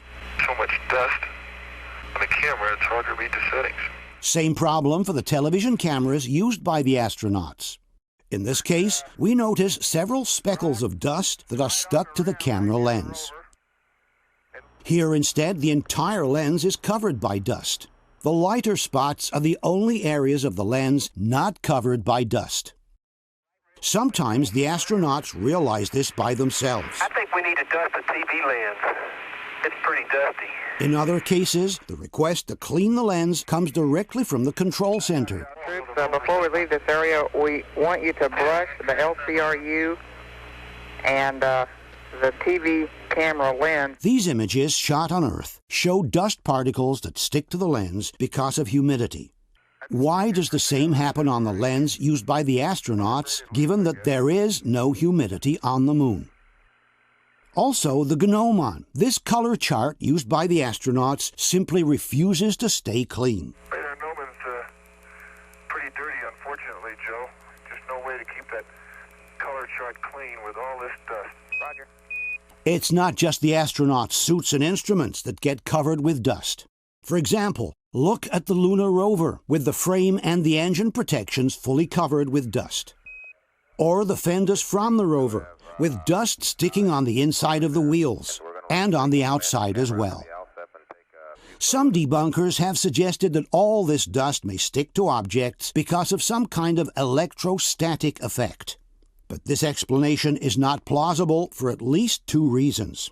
First of all, we're talking about completely different materials from one another. The astronauts' suits, the photo cameras, the surface of the lunar rover, the lenses from the TV cameras. Secondly, NASA itself excludes this possibility when they explain that an electrostatic effect can possibly take place in the shadow areas of the moon, but in the areas hit by sunlight, this effect is instantly dissipated by the solar wind. From this NASA document, which studies the electrostatic charges on the surface of the moon, we can read, "In the photoelectron-dominated daylight plasma region, the charge dissipates almost instantly in all cases. Thus, charging on the lunar day side is not an issue." Furthermore, in some cases, more than dust, we seem to be looking at actual mud. Look, for example, at this wheel from the lunar rover. Or this other image from the wheel of the rover, with the rim that seems completely covered in mud. It's as if we were looking at a muddy wheel from an all-terrain vehicle down on Earth. There's also another, even more puzzling example. This is a thermal degradation experiment conducted during the Apollo 14 mission. How could the sand have compacted itself enough to appear like mud in a moistureless environment? There is also another detail worth mentioning. These metal plates have a series of letters and numbers engraved on their surface. Subsequently, these letters and numbers have filled up with sand. But how can the sand preserve the shape of the number once dislodged from the original place where it was formed? Here, for example, we can see the number 5, which has kept its shape even after being dislodged from the engraving. And here is the number 3, also keeping its shape after it was dislodged. How can the sand keep the original shape after having been dislodged from the engraving if we are truly in a moistureless environment? Possibly the biggest problem of all is the one posed by the footprints that the astronauts allegedly left on the surface of the moon. Wherever they go, the astronauts leave very sharp footprints on the ground. But how is it possible for lunar dust to remain so hardly compacted, to the point of maintaining the shape of the boot, being that there is no atmosphere on the moon and therefore there is no humidity? We know that in order to give sand a specific shape, it is necessary to wet it first. If the sand is dry, the sand grains won't stick to each other and the shape will not be preserved. The debunkers, however, maintain that lunar dust, which is called regolith, is much sharper than the sand on Earth. For this reason, they argue, the simple pressure from the boot is enough to compact it, even in total absence of moisture.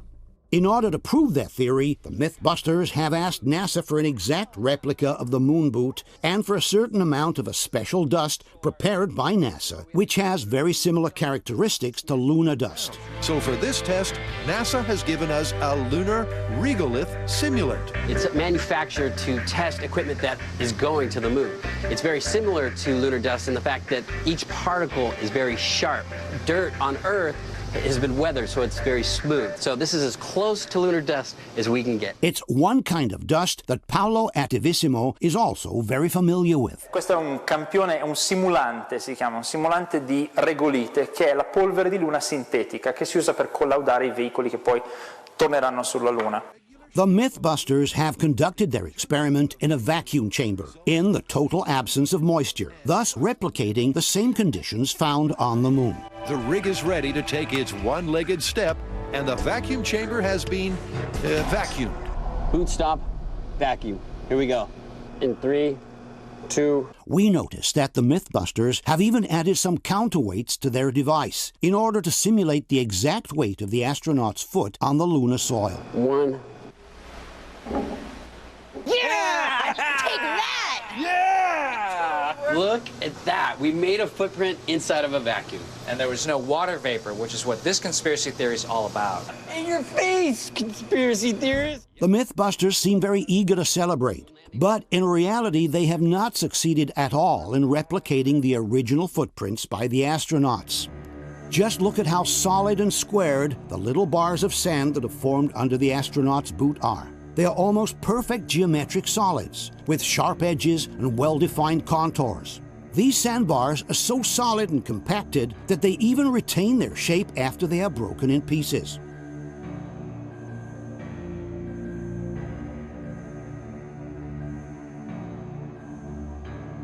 It's as if we were looking at a clay model that has later dried up in the sun.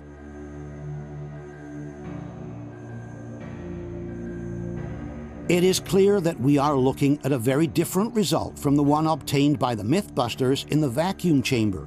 If we were to break apart or even just try to move one of these sandbars, they would certainly not remain compacted, nor would they retain their shape. In conclusion, the Mythbusters, with their experiment, have proven the exact opposite of what they intended to prove. In absence of humidity, it's absolutely impossible to replicate the astronauts' footprints. Question: given that there is no moisture on the moon and that the solar wind dissipates electrostatic charges almost instantly, can you explain why the lunar dust sticks to all kinds of materials, from the astronaut suits to the photo cameras, from the rover's surfaces to the TV camera lenses? Can you explain how the rover's wheels can gather so much thick dirt on them as to look like they're covered in mud? Can you explain how the lunar dust can stick together to such an extent, even preserving the shape of the numbers after they were moved from the engravings in which they had formed? Given that the Mythbusters have replicated the lunar conditions under vacuum and with the sand simulant, can you explain why they were unable to reproduce the astronauts' footprints from the original photos?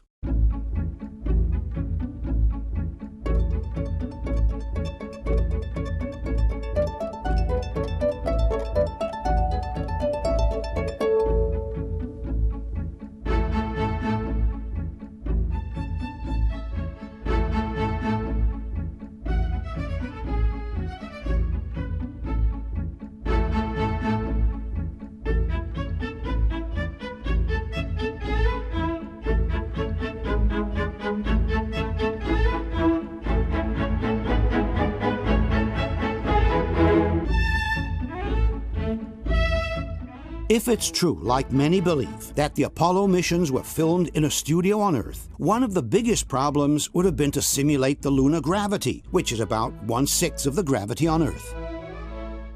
The most common technique to obtain such an effect has always been the use of steel wires.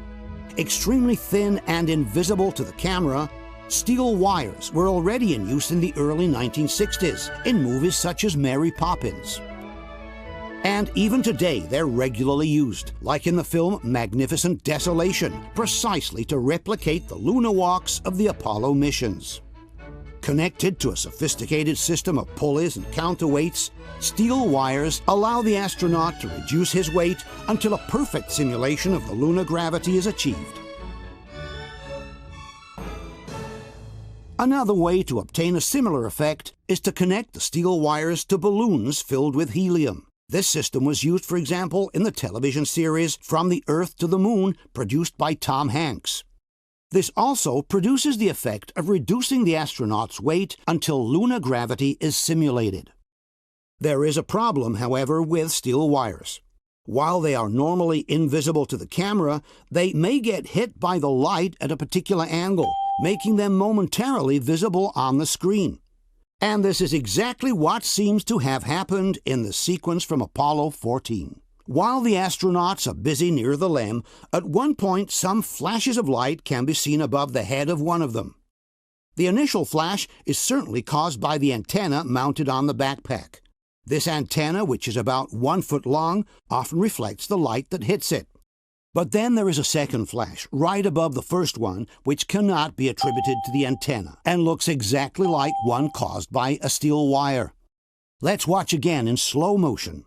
This is the contour of the astronaut with the backpack on his shoulders. This is the antenna causing the first flash of light. And this is the second flash of light, definitely above the first one, which cannot be ascribed to the antenna.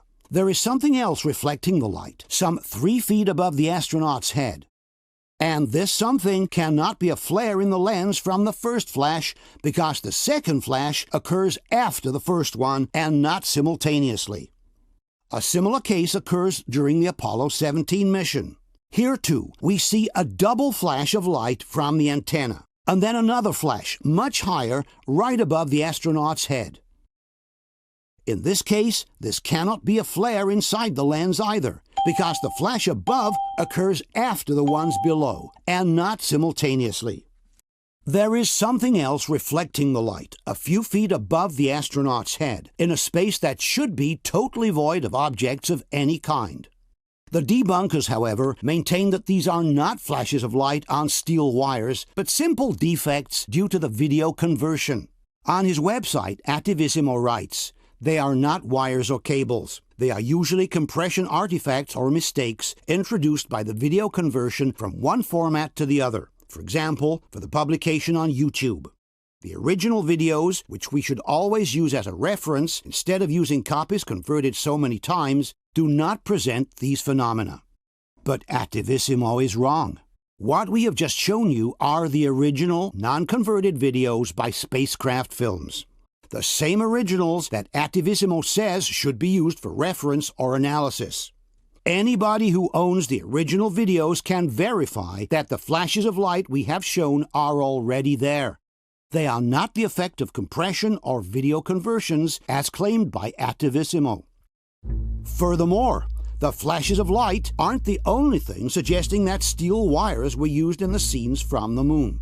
There are also several instances in which the astronauts seem to be rising from the ground with no effort whatsoever, as if some invisible force were pulling them up.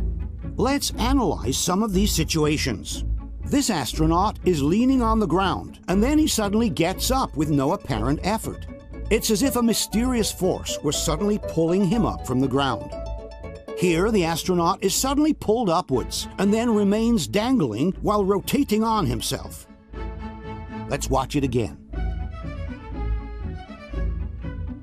Here, the astronaut is first pulled up and then seems to remain floating in midair.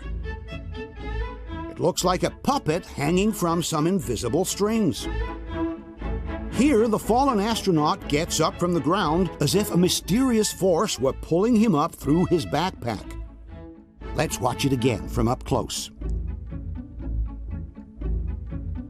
Here, the astronaut is working with some tools when suddenly a mysterious force yanks him upwards and to his right. Let's watch it again.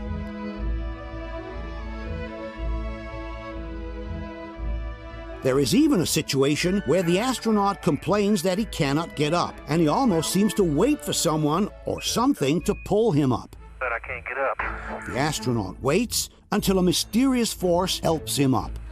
There we go. In this case, the astronaut falls forward, but somehow remains suspended in midair. In fact, if we look more closely, we notice that he first remains floating in midair, then a mysterious force pulls him upwards. Here we have a case of apparent levitation. The astronaut on the left takes a leap forward and then remains floating in midair, his legs dangling, while a strange force pulls him upwards. Let's watch it again in slow motion.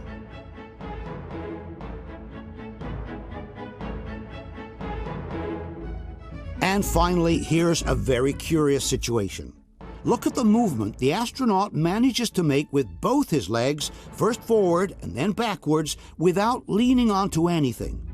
It's as if his feet were free to slide first forward and then backwards on the ground underneath. If we straighten the frame in order to place the astronaut vertically, we will see that he is not just lifting himself on his toes. The entire lower part of the leg from the knee down is sliding forwards, then backwards.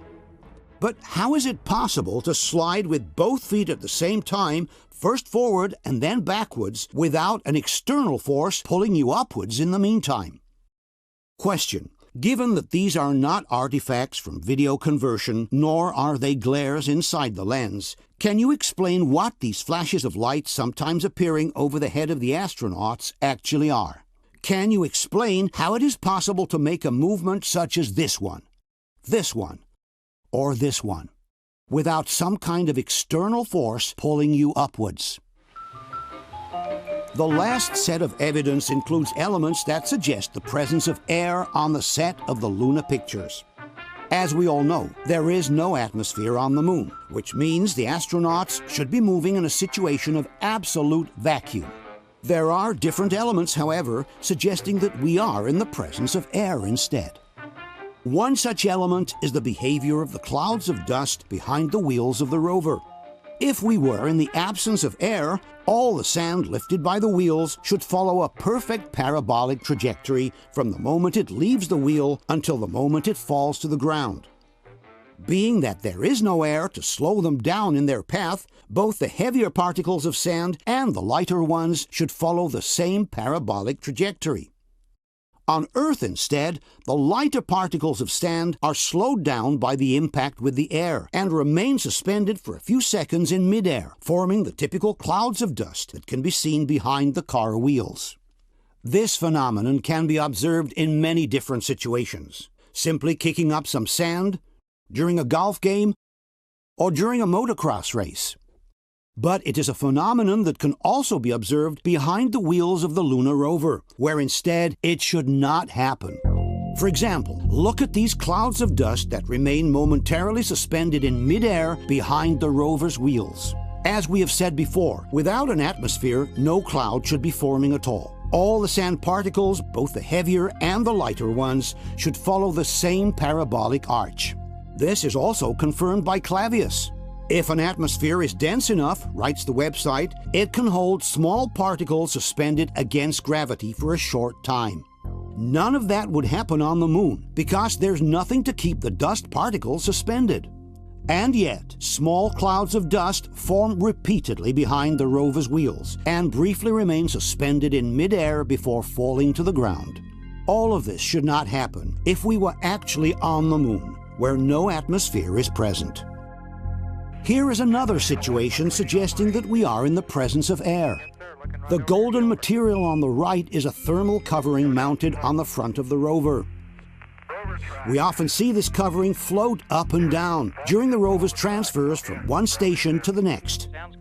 When the rover is stationary, however, this covering should not move, given that there is no air to lift it up. There is a situation, however, where the covering seems to be moving by itself. At first, we cannot tell whether it was the astronaut who touched it. But then we see that while the astronaut is brushing the dust away, the thermal cover floats by itself more than once, as if a soft breeze were lifting it from below. There is also another curious case, again during the Apollo 16 mission. When one of the astronauts closes this flap on the rover, we notice a puff of dust being blown upwards. Let's watch it again in slow motion. Some may suggest it could have been a vibration to move the sand. But in reality, the entire rover is covered by sand. If there was a vibration, all the sand would move at once. Here instead, the sand is blown upwards in one specific spot only, and exactly next to the flap being closed. Let's now tackle one of the most debated and well-known issues in the entire lunar discussion: flags waving in the vacuum. In the videos from the Apollo missions, we can often see the American flag waving, but it's hard to tell whether it waves because it was moved by a gust of air or just because the astronaut is touching the flagpole. The Mythbusters have conducted an experiment in a vacuum chamber to prove that even in absence of air, the flag can continue waving for a while after the astronaut has touched it. This is flag waving test in a vacuum.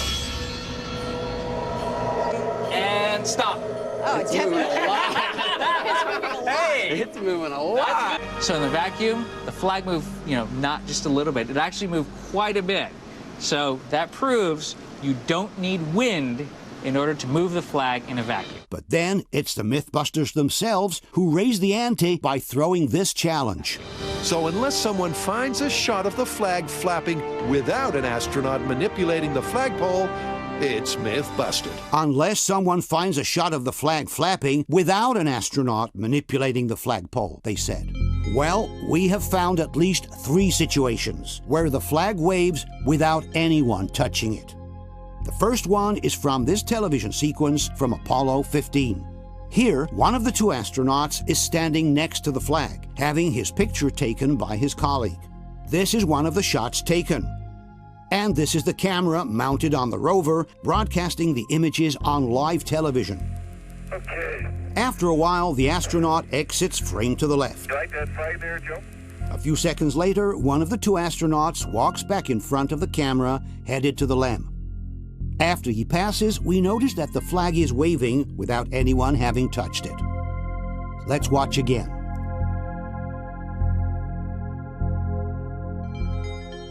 Some debunkers have suggested that the astronaut could have touched the flag with his elbow as he was passing by. But a simple triangulation with the photographic image shows that this was not possible. In order to fill up the frame to this point from the top of the head to the waist, the astronaut must have been somewhere halfway between the flag and the camera. There is too much distance for him to have touched the flag with his elbow. Other debunkers, like Activissimo, accept the fact that the astronaut did not touch the flag, but suggest that the waving was caused by some kind of electrostatic discharge. Questo è un momento misterioso. L'astronauta non ha toccato la bandiera, ma oscilla. Perché? La teoria che circola fra gli addetti ai lavori è che ha un effetto elettrostatico, come quello che si ottiene quando si sfrega un maglione con una bacchetta di plastico, di vetro. As we have seen earlier, however, there cannot be any electrostatic phenomena on the sunny side of the moon, because the solar wind almost instantly dissipates any possible charge that were to accumulate. Furthermore, a hypothetical electrostatic effect could take place at most when the astronaut is right next to the flag, a few inches away. But as we have seen before, the distance between the astronaut and the flag is quite substantial. In any case, if we look more closely at the astronaut entering frame, we notice that the flag begins to move even before the astronaut passes by. This clearly excludes both an electrostatic discharge and the possibility that the astronaut could have touched the flag with his elbow. The only plausible explanation for the waving of the flag seems to be a displacement of air caused by the astronaut walking by. Here's another case in which the flag waves without anyone touching it. This is the famous scene from Apollo 16, where the astronauts photograph each other while jumping next to the flag. Initially, the first astronaut proceeds to take a picture of his colleague and asks him to jump high in the air. Okay, here we go, a big one. Off the ground, before. There we go. Then, when they trade places, we notice that the flag waves without anyone touching it. If we speed up the playback, the flag's movement becomes even more evident. A little later, when the second astronaut has also taken the picture, they both walk by the flag, making it wave again without anyone touching it. Again, the same shot in fast forward.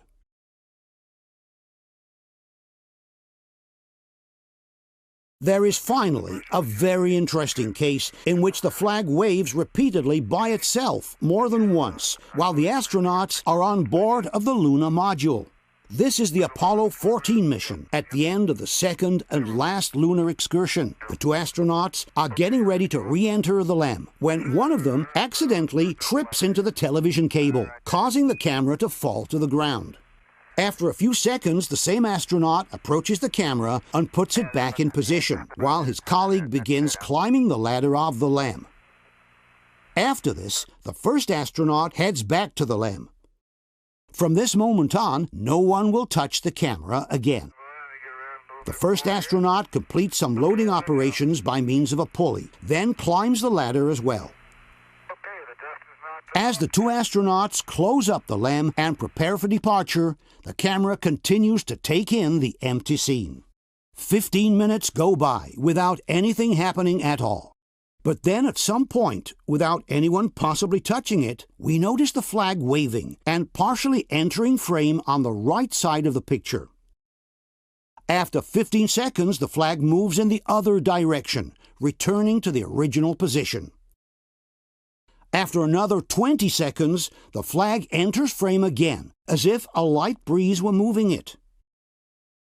The flag remains visible for about half a minute, then disappears again to the right. A couple of minutes later, the same thing happens for the third time. The flag enters frame from the right, it exits, then waves back in, and eventually disappears from sight. As we have said before, both astronauts are already in the LEM, and there's no one else around who could have touched the flag. Furthermore, by using this white object as a reference, we can establish that the frame does not pan from left to right, but it remains fixed. In other words, it is not the camera moving sideways, it's the flag actually waving as it enters and exits frame by itself. Some debunkers have suggested that the waving of the flag could be caused by emissions of gas from the LEM during the depressurization process. But this explanation does not stand up for at least two reasons. First of all, any ejected gas would immediately disperse its pressure into the vacuum of space and would not be able to create the turbulence needed to move the flag. Secondly, we have seen that the flag always moves initially from right to left. In other words, it always moves towards the LEM before going in the opposite direction. In no case, therefore, any hypothetical gases expelled from the LEM could attract the flag towards the LEM itself. Question: given that there is no atmosphere on the Moon, can you explain what slows down and suspends the sand particles in midair, forming small dust clouds before they fall to the ground? Given that the flag begins to move even before the astronaut reaches it, which excludes both a static discharge and a physical contact, can you suggest anything different from the displacement of air to explain the flag's movement? Given that this flag waves not once but twice without anyone touching it, can you explain what caused this flag's movements? Given that the astronauts have been in the LEM for at least 15 minutes and that there is no one else around who could have touched the flag, can you suggest anything different from a displacement of air on the set to explain the flag's repeated movements? Let's tackle now one of the most well-known and debated aspects of the entire lunar discussion, the photographs from the Apollo missions. In order to analyze them in detail, we have turned to the experience of some world-famous photographers who have worked for all the most important magazines in the world. All these photographers were already professionally active in the 1970s, using the same cameras and the same kind of film used by NASA for the Apollo pictures. Let's briefly introduce them. Tony Torenberg, photo reporter, portrait artist, well-known fashion photographer. Starting from the 1970s, he has worked for some of the most prestigious magazines in Italy and around the world. Torenberg has also authored several books on photography and currently runs a photo factory where he regularly teaches photographic technique. His works have been presented in several expositions around the world, including the Biennale of Venezia and the Triennale of Milano. Aldo Falai, world-renowned fashion photographer with more than 40 years of international career under his belt. Starting from the 1980s, he has been the official photographer for Giorgio Armani. With his sophisticated and elegant style, Falai has contributed to creating the fashion image that has defined the Armani trademark across the globe. Falai has published several photography books, and his pictures have been presented in many international exhibitions on his name. Oliviero Toscani, a fashion photographer known all around the globe. From the 1970s, he has literally transformed the concept of fashion pictures with his nonconformist, irreverent style. Besides having worked for all the most important magazines in the world, Toscani has authored some of the most revolutionary advertising campaigns of their times, such as those of Benetton, Fiorucci, and Jesus Jeans. Peter Lindbergh, among the top photographers in the world for 40 years. Lindbergh is credited with launching on the world stage the so-called supermodels, the team of models including Cindy Crawford, Linda Evangelista, Naomi Campbell, Tatiana Patitz, Kate Moss, Christy Turlington, which dominated the fashion scene around the world in the closing decade of the last century. Lindbergh is the only one among the professionals elite to have been asked 3 times to photograph the prestigious Pirelli calendar in 1996, 2002, and in 2017. The favorite personal photographer by many movie stars, from Charlotte Rampling to Penelope Cruz, from Uma Thurman to Nicole Kidman, Lindbergh is considered today simply one of the best living photographers in the world. Also, Massimo Mazzucco, the author of this film, has worked as a fashion photographer for over 20 years, working for important magazines in Italy, United States, Germany, and Australia. Before we analyze the Luna pictures in detail, however, we should try to clear the field from some incorrect arguments that are sometimes used by those who claim we never went to the moon. One of the most recurring mistakes is to state that these pictures are fake because there are no stars in the sky. It is in fact correct that there are no visible stars in the sky, whether the pictures were taken on Earth or actually on the moon. The lens settings and the exposure times that the astronauts used were printed directly on the back of the photo cameras. Lens aperture between 8 and 11 in full sun, shutter speed 1/250th of a second. Anyone who has taken night pictures with the old film cameras knows that at 1/250th of a second, it's impossible to catch the light of the stars. In order to see the stars, one must extend the exposure time to at least 1 full second, if not 2 or 4 seconds. Quando leggevo, dice, ma non ci sono le stelle, dicevo, ma questo non ha mai fatto le foto, le stelle non si vedrebbero mai, perché sono in confronto alla zona, questi fotografi sono molto meno luminose, quindi il cielo risulterebbe sicuramente un nero profondo. It is therefore correct that there are no visible stars in the Apollo pictures, whether these were taken on Earth or actually on the surface of the moon. Another wrong argument often used to suggest the Luna fakery is that of the so-called fiducials, these small reference crosses that appear on all the pictures taken on the surface of the moon. There are cases, some claim, in which the cross seems to disappear behind the objects in the picture. And since the crosses are engraved on a glass located in front of the film, their absence, these people claim, is a blatant proof of manipulation. If we take a look at the high-definition originals, however, we will find that the crosses are always present. Sometimes their edge is washed away by the bright objects behind them, but the cross never completely disappears from the picture. In conclusion, neither the absence of stars nor the apparent disappearance of the crosses can be used as a proof that the Luna pictures are fake. Let's take a look now at some of the real problems with the Luna pictures. To begin with, we must ask ourselves whether the film containing the Luna pictures has ever been on the moon at all. For on this film, there is absolutely no trace of what should have been the damage caused by the radiation present in outer space. Cosmic space outside the Van Allen belts is filled with radiation of all kinds. You have solar eruptions hurtling through space alpha particles, protons and electrons at over 1,000 miles per second. And then you have ultraviolet rays, X-rays, gamma rays, and cosmic rays, which originate directly from the heart of our galaxy and are the most dangerous and penetrating of all. As explained in this documentary on cosmic rays, the fact that these particles are practically unstoppable is due to their extremely high velocity. The key to cosmic rays' transformational energy is speed. So even if it has really tiny mass, like most cosmic rays, they've got enormous velocity. So their kinetic energy can be really, really large. These charged particles could hurtle right through a spaceship and penetrate astronauts like tiny ballistic missiles. Obviously, if cosmic rays can penetrate spaceships, they can just as easily penetrate the body of a photo camera. And it's well known that all these radiations are very harmful to photographic film. This is explained by Douglas Arnold, who was assistant managing director for Kodak at the time of the Apollo missions. You have an enormous amount of radiation in space, and potentially it affects film, of course, and of course, as you will well know, its prime effect is on contrast. An extreme example comes from the pictures of Chernobyl.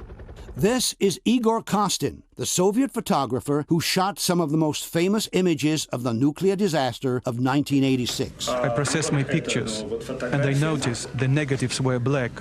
The effects of radioactivity are clearly visible on film. The emulsion shows some very heavy graining, and the colors are visibly altered. But even less powerful radiation can seriously damage photographic film. This technical bulletin published by Kodak shows the damage that can be caused to photographic film even by a single pass under an airport's X-ray scanner. On the left, an original shot. On the right, the same film after a single pass under the scanner. After 5 scans, the film is completely ruined, and the image is barely visible. This is a well-known problem to professional photographers. Te prova a passare una pellicola ai raggi X di un aeroporto, pigli e butti via il lavoro. Infatti quando si andava a fare viaggi ci aveva la valigetta a parte oppure schermata col piombo. Here's another example with a 400 ASA film. The difference after a single scan is quite evident. Contrast and color saturation disappear, and a general fog seems to be covering the entire image. Even with sensitivities closer to those used in the Apollo pictures, the damage caused by a single pass under the scanner is evident. The graining is present all across the picture, and it becomes particularly visible in the darker areas of the image. Here is another example at 200 ASA. A single pass under the scanner has completely ruined the blackness of the night sky. In the pictures from the Apollo missions, however, the skies are perfectly black. The color saturation is fully preserved, and there is no graining whatsoever in any part of the picture. And we must consider that the pictures from the Apollo missions have been exposed to cosmic rays, which are much more powerful and penetrating than simple X-rays. This educational film from the 1960s describes how cosmic rays leave a very evident mark on photographic film. Well, we don't get a picture in the conventional sense, but the charged particles do leave identifying tracks behind. Here's an exposure which was made on a balloon flight. It shows a primary cosmic ray particle hitting a nucleus in the film emulsion. Also, you see an enlarged photograph of one of these emulsion plates. We must keep in mind that this experiment was conducted with a balloon flight well below the Van Allen belts, where only a small part of the cosmic rays from outer space manages to penetrate.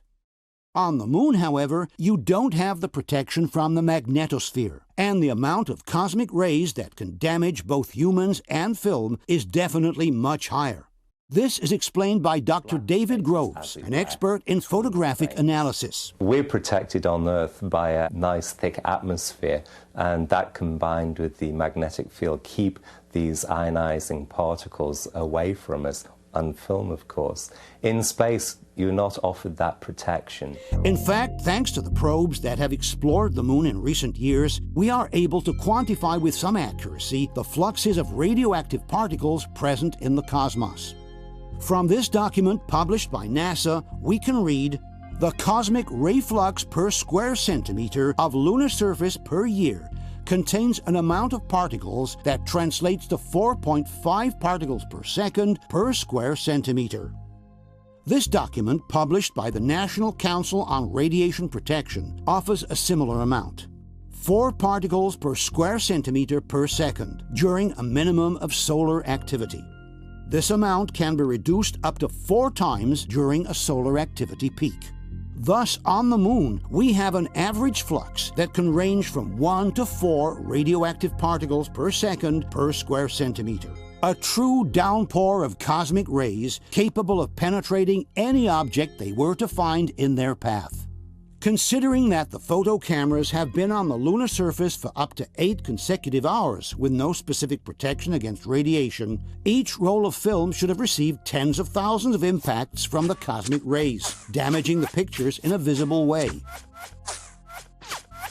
Instead, the pictures taken by the astronauts show no damage whatsoever due to radiation. Colors are perfect. The contrast is fully preserved, and there is no visible sign of graining on the emulsion. This apparently inexplicable fact is remarked both by Douglas Arnold and David Groves. If you look at the results, top quality duplicates, you can see that there appears to be no effect whatsoever. I would expect to see on the transparencies evidence of small bright dots where a high-velocity nuclear particle had impinged on that film. I have no evidence whatsoever that this has occurred. But how is this possible? After all, it's NASA itself in this document from the Skylab project who writes, "The radiation environment encountered during Earth orbital missions was studied extensively. The results indicated that the radiation environment could severely damage unprotected film. The energy level of the intergalactic cosmic rays," explains the document, "is so high that no practical method exists for eliminating cosmic radiation damage. This degrading factor must be accepted, and, though significant, it should not be unacceptable for short-term exposure or with relatively insensitive film types." We then ask the following questions. Given that, according to NASA, no practical method exists for eliminating cosmic radiation damage, and that this degrading factor must be accepted, where is the degradation, significant but acceptable, that should appear on the lunar pictures? Given that this is the result of cosmic rays' impact on film within the magnetosphere, where radiation is weaker than in external space, can you explain why on the lunar pictures there are no visible signs of radiation damage? Given that this is the result of a simple X-ray scan, which lasts only a few seconds, can you explain why in the Apollo pictures, which have been exposed to cosmic radiation for up to 8 consecutive hours, there is no visible graining whatsoever? Given that the lunar surface gets hit by an average of 1 to 4 particles per square centimeter per second, and that the cameras have been out on the surface unprotected for up to 8 consecutive hours, can you explain why on the lunar pictures there are no signs of degradation due to the radiation? Another question to be answered is how could the cameras have worked on the moon, given the extreme temperatures, especially the cold, that are found on the surface of our satellite? Being that there is no atmosphere to soften the transition between sun and shadow, on the moon, temperatures can easily go from 200+ degrees in the areas hit by the sun to temperatures of more than 200 degrees below zero in the shadow. In space, you're facing the sun, it's 240 degrees. The dark side is 240 degrees below zero. The environmental hazards were really tough, like thermal control. I mean, you get in the shadow on the moon and it can drop hundreds of degrees below zero. But how can a camera keep working in such extreme conditions, given that its delicate mechanisms are subject to the effects of thermal expansion and thermal contraction? Let's take, for example, Neil Armstrong's descent to the lunar surface. From the moment the hatch is open and the cabin is depressurized until Armstrong actually touches the ground, some 30 minutes go by. The entire descent of the astronaut takes place in the shadow area of the LEM, which means in an environment at some 200 degrees below zero. Once Armstrong touches the ground, his companion lowers the camera for him through the open porch. Armstrong straps the camera to his chest, Installed on the ICU bracket. walks a few steps back, and takes the first set of pictures, always remaining in the shadow of the LEM. I'll step out and take some of my first pictures here. This is the full sequence of shots taken by Armstrong without ever leaving the shadow area of the lunar module. But how can this camera keep working in an environment at about 200 degrees below zero? We know that photo cameras have a tendency to jam at much less extreme temperatures due to the thermal contraction that affects the film transportation gear wheels. Gli ingranaggi meccanici della macchina a 100 gradi sotto si bloccano perché il metallo si restringe, il metallo si dilata. Quindi le macchine fotografiche sono fatte a ingranaggi meccanici. Io non sono mai stato a 100 gradi sopra e 100 gradi sotto, però sono stato a 40 gradi sotto in Manciuria e mi si bloccava la macchina. Quando andavo in montagna mi toccava mettere tutti i materassini addosso, perché sennò non funzionava, non funzionava proprio la meccanica, perché i metalli si modificano col calore, cioè la dimensione anche, sono millimetri. Decimi di millimetri, ma però per una macchina complessa, una macchina fotografica. This promotional video by Audi, which plans to send an unmanned rover to the moon, explains how even 10 minutes spent in the lunar shadow can bring the vehicle's mechanical parts to a complete blockage due to thermal contraction. Another danger to look out for: shadows, which could instantly damage the rover. That's because of the moon's extreme changes in temperatures and lack of atmosphere. The rover is made from different materials, all of which expand and contract when their temperature changes. If the rover were to drive into a shadow, it could cool down to 50% of its normal temperature in under 10 minutes. This could lead to parts contracting too fast and ultimately render the rover immobile. Because of the lack of atmosphere, the heat dispersion on the moon takes place by irradiation. And we know that Armstrong's camera has spent more than half an hour in an environment at 200 degrees below zero. This radio communication confirms that 35 minutes have gone by from the moment the cabin was depressurized, and the astronaut's survival backpack, called PLSS, has been activated. 35.5 minutes of PLSS time expended now. Also, this table describing the timeline of the operations on the moon indicates that some 30 minutes have passed from the cabin's depressurization until the moment Armstrong gets a hold of the camera. This means that the camera has had plenty of time to irradiate and dissipate a good part of the heat it had accumulated while in the cabin. How can this camera keep working after having spent more than half an hour at 200 degrees below zero without suffering the consequences of thermal contraction on its mechanical parts? Question: given that the Audi technicians fear the complete blockage of the mechanical parts of their rover after only 10 minutes spent in the lunar shadow, how can a camera keep working after having spent over half an hour in the same shadow, its mechanical parts being far more precise and delicate than those of a lunar rover? Another problem connected with the cold environment is that at such low temperatures, the photographic film loses its flexibility, becomes rigid, and may easily break during the transport within the camera. Even though we are in the vacuum, the film touches the camera body all along its path. Since the camera irradiates and progressively loses heat, so does the film inside. And we know that below a certain temperature, photographic film becomes rigid and brittle, almost like glass. Il problema è che la pellicola a meno 80 diventa cristallo, si rompe. Nel momento in cui carichi si spezza. Quindi non puoi avanzarla? Molto improbabile, cioè è stato sempre uno dei grossi problemi di lavorare all'estremo freddo, è che la pellicola diventa vetro. Il freddo è micidiale. Io mi ricordo in Russia a meno 26 si combatteva che non si spezzasse la pellicola ed era meno 26. E la pellicola a meno 40 cosa succede? E la pellicola teoricamente non dovrebbe funzionare, però se ha funzionato si è stati fortunati. Let's now examine the problems related to the type of lighting used for the lunar pictures. There are in fact different elements suggesting that an artificial source, rather than the sun, was used to illuminate the set. This would obviously mean that the pictures were taken on Earth and not on the moon. The first element suggesting the use of artificial light are the so-called hot spots. The sun is a huge, extremely powerful source of light, capable of illuminating entire planets with its rays. For this reason, when the sun illuminates a large, flat expanse, the light reaches every visible point with the same intensity. Whether we observe an area closer to us or one in the distance, the luminosity of the ground is practically the same everywhere.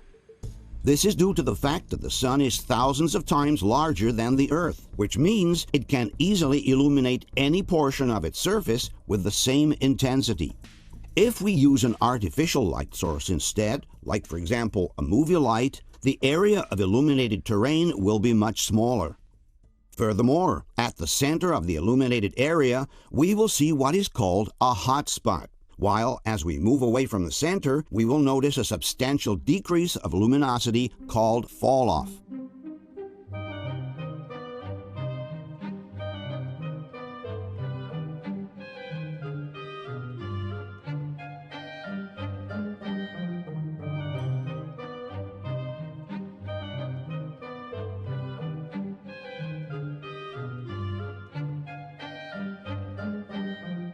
If we now examine some pictures from the Apollo missions, we will notice the same phenomenon that we saw in the pictures taken with an artificial source.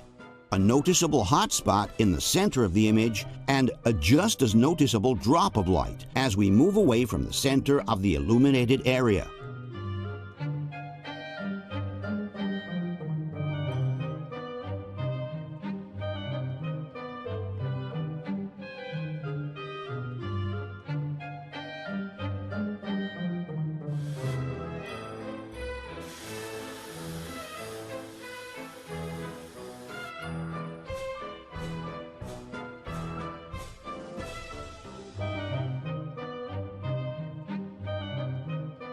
There is no reason why this area should appear darker than this one.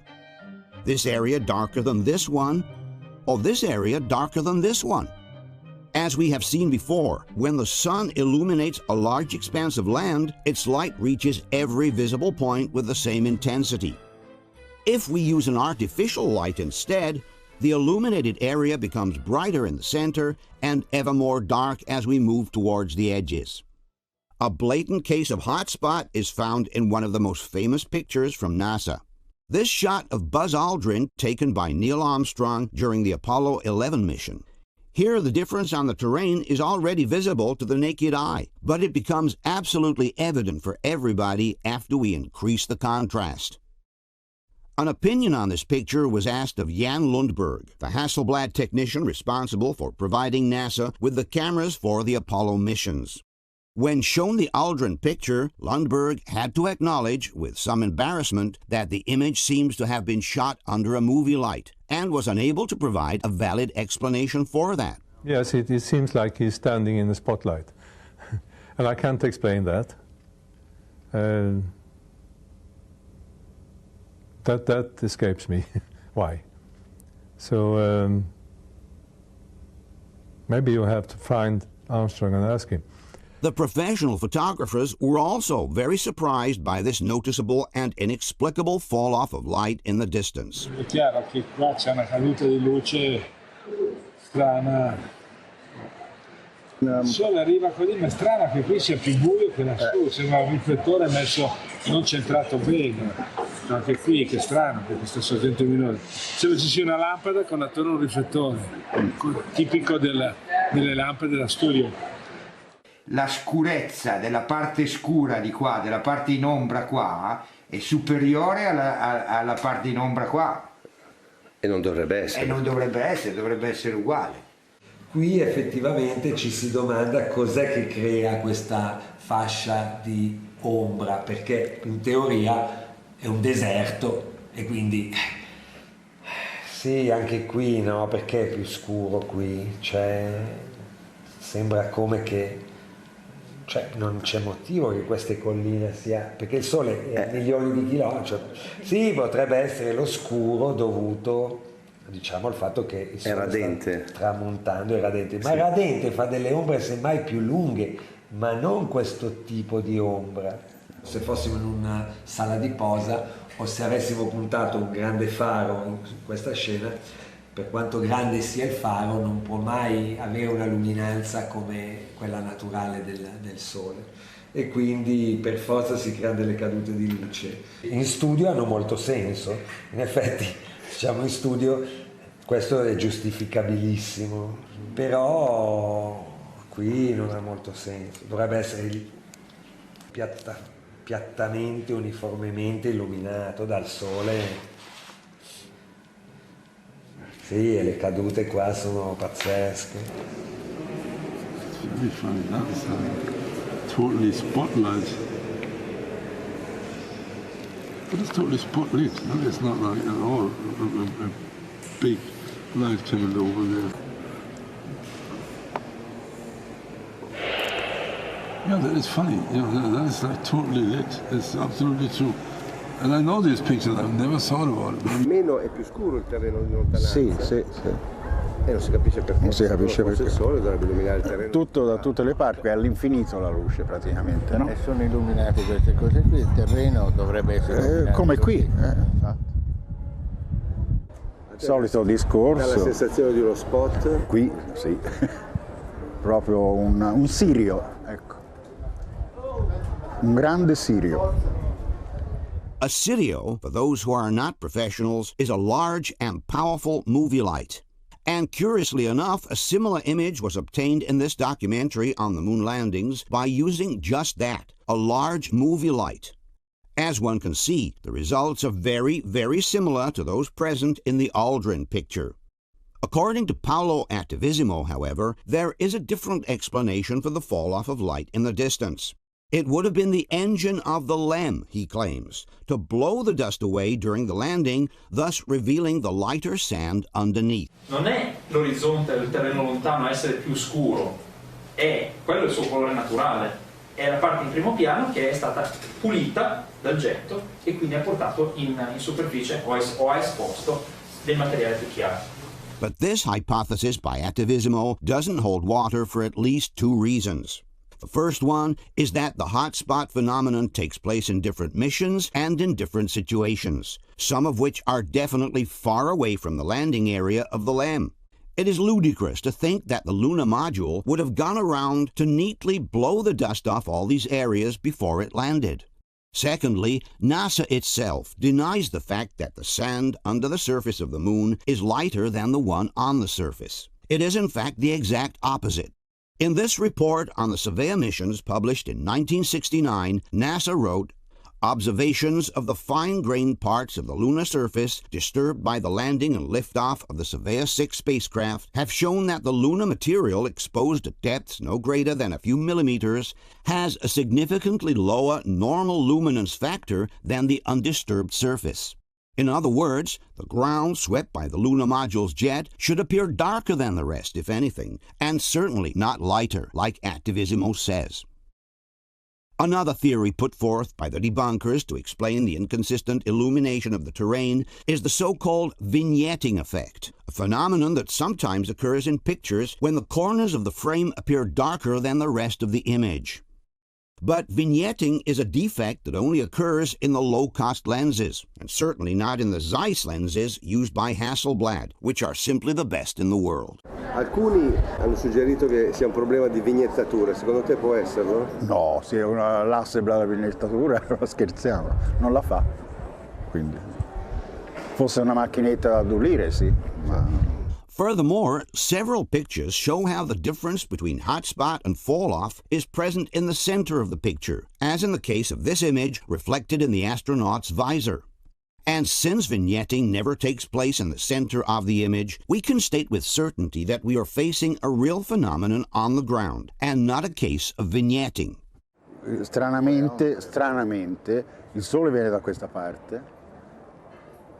E qua è più luminoso, come se arrivasse a illuminare questa zona e meno questa. This is supposed to come from the sun. Yes, the sun behind. This is the photographer. The most ridiculous thing, because there's absolutely no reason that it's darker here and there's thick. It's when you have a spot which is not strong enough. Right. Come here, really. Yeah. Here's another similar example in which the illumination problem is quite obvious. If we look at the sides of the astronaut photographer, we notice that on the left the ground is brightly lit, while on the right there is a dramatic decrease in luminosity. If this scene were truly illuminated by the sun, this area of the ground would appear as brightly lit as this one. Finally, as a possible explanation, a phenomenon called Heiligenschein has been suggested. It refers to that peculiar halo of light that sometimes appears around the shadow of the photographer in some particular situations. But the Heiligenschein effect only occurs when the sun is located exactly behind the photographer's head, along with the axis of the lens. This is the reason why the halo effect, which is due to a retroreflection phenomenon on the ground, appears all around its shadow. As we have seen instead, many of the hot spots in the NASA pictures occur when the light source is placed on the side of the photographer and not behind his head. Question: given that the sun should illuminate the whole landscape with the same intensity, both close and far away, can you explain the reason for the noticeable fall-off of light seen in many of the Apollo pictures? In this particular case, the fall-off takes place in the center of the frame, thus excluding a vignetting problem, and with the source placed on the side, thus excluding the Heiligenschein effect. Can you explain the reason for the noticeable fall-off of light that can be seen on the terrain right behind the astronaut photographer?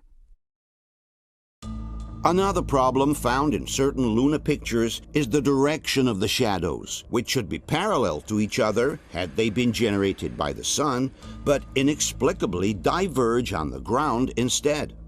Because of the enormous distance separating us from the sun, all the shadows generated on Earth by the solar rays are parallel to each other. We can see them parallel, however, converging or diverging, depending on the angle with which we photograph them. If we shoot a picture with the sun behind our shoulders, the shadows will seem to converge as they move away from us. If we take a picture with the sun in front of us instead, the shadows will seem to diverge on the ground. This is due to the phenomenon called perspective. In reality, the shadows created by the sun are always parallel on the ground. We may see them converge or diverge simply because we are photographing them along the vertical axis of the image. If we instead take a picture with the sun at 90 degrees on our side, we will see that the shadows will always appear parallel to one another in all cases. The same thing happens with train tracks, which seem to converge if we shoot them along the vertical axis of the image, but will remain perfectly parallel if we shoot them along the horizontal axis. There are some Apollo pictures, however, where the shadows inexplicably appear to diverge from one another even though the sun is on the side relative to the photographer. This is the most famous example of all. Judging from the lens shadow, the sun is located some 90 degrees to our left. Despite this, the shadows of the rocks in the foreground are not at all parallel to that of the LEM, but they clearly diverge from it instead. This is theoretically impossible. As we have seen before, when the sun is on the side, the shadows must be absolutely parallel to each other.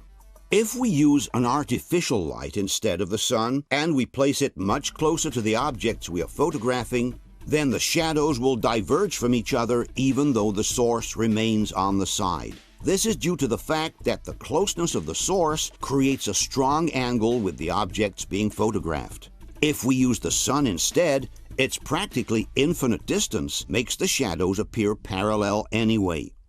Let's go back now to the NASA picture. While these diverging shadows cannot be explained with sunlight, they immediately become justified if we imagine an artificial source placed near the left side of the image. We're talking about a situation akin to this one. This is the set of the television series From the Earth to the Moon. As one can see, the large artificial source imitating the sun, which is placed on the side, produces shadows that are clearly diverging from each other. This is due to the closeness between the source and the objects being photographed. In fact, in the case of the NASA picture, all we need to do is to extend the direction of the shadows backwards, and we'll find that the source is located just outside the left edge of the frame. This obviously cannot be the sun. It must be an artificial light. The Mythbusters have conducted an experiment, trying to find an explanation for the diverging shadows in the NASA picture.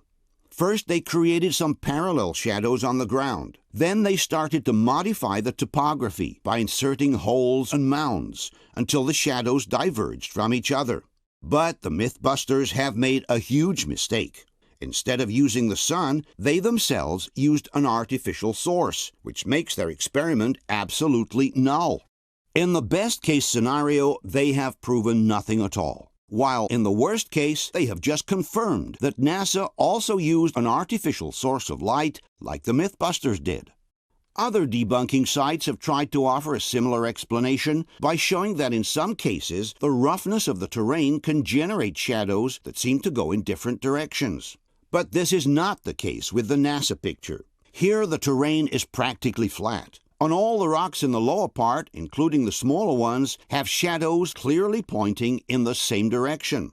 The point here is not to find different pictures taken on Earth, where the shadows seem to diverge due to the terrain. The point is to explain why in the NASA picture, all the shadows lead back to a source that is placed just outside the left edge of the frame, and that obviously cannot be the sun. We have shown the same picture to the professional photographers. Qui c'è un problema di direzione di ombre, cioè c'è quest'ombra qui che è così e queste qui che sono diagonali così. La domanda qui è, secondo te a che distanza è la sorgente, più o meno? A occhio, cioè può essere il sole che fa una diagonale? No, perché il sole essendo lontano non può fare una diagonale. Le ombre devono essere parallele a queste distanze. Lo giustificano se c'è la fonte è qui, non se la fonte è a milioni, non so quanta distanza c'è tra il sole e la luna, ma insomma milioni di chilometri, non so. Perché a quel punto, a quella distanza, la luce praticamente va nella stessa identica direzione. Torenberg happens to have a picture in his studio which clarifies exactly the problem we are talking about. Così sono le ombre del sole, cioè maledettamente tutte, diciamo, nella stessa identica direzione. Perché il sole, vedi, questo è un sole al tramonto, no? Molto basso, ma vedi come, voglio dire, nonostante la profondità dell'immagine, cioè l'ombra è assolutamente parallela, non può andare questa di qua e questa cominciare ad aprirsi in questo senso, non ha nessun senso, non può essere. Il sole è comunque lontanissimo, quindi queste ombre che vanno di qua e questa che va di qua non ha senso, vuol dire che il sole è qua, cioè a qualche metro di distanza. Oh, guarda. No, dovrebbe esserci un palo qua. Se tiri giù un palo, vabbè, ma se io mi immagino qua un bel crane con un bel ari da 12.000, fa totalmente queste luci qui, cioè quella luce che viene da qua viene qua e quella là va là. Look at the shadows here and the shadow there. Can this be this? No, but they're getting worse and worse, I have to say. Look, you have a picture, it's like one shadow comes from here, one shadow comes from here, and there's only one sun apparently. According to those shadows, where would you place the source, more or less? It's here on the left. That's very funny. Because the source should be like here, because that would give a light like this, and that would give this shadow here. Right. But only if it's like a pretty close source. Qui che c'è due tipi d'ombre. Questi. Due tipi d'ombre, un'ombra che va per così e un'ombra che va per così. No, è assurda questa. Qui c'è un'illuminazione che viene da questa parte e qui da questa. Quindi secondo te, giudicando questa foto, dov'è la fonte? Basta fare così, qui, più o meno qui. A questa altezza, fra l'altro. Quindi ovviamente non può essere il sole. No, il sole è all'infinito, quindi sono parallele. Question. When the sun is on the side, all shadows on the ground must appear parallel to each other. Can you explain why in this NASA picture the shadow of the Lem and those of the rocks in foreground appear to be clearly diverging instead? Given that this scene is supposedly lit by the sun, which is millions of miles away, can you explain why the shadows lead to a source that is located not far from the left edge of the image instead? Given that the photographers we interviewed placed the light source a few meters away from the left edge of the frame, can you explain how this could be the sun? There is also another series of images from the Apollo 12 mission suggesting the use of an artificial light. In all these shots, we can notice on the ground the dark shadow of the astronaut who supposedly took the pictures. If we close in on any of these shadows, however, we will notice that they are entirely surrounded by a grayish, blurred kind of edge.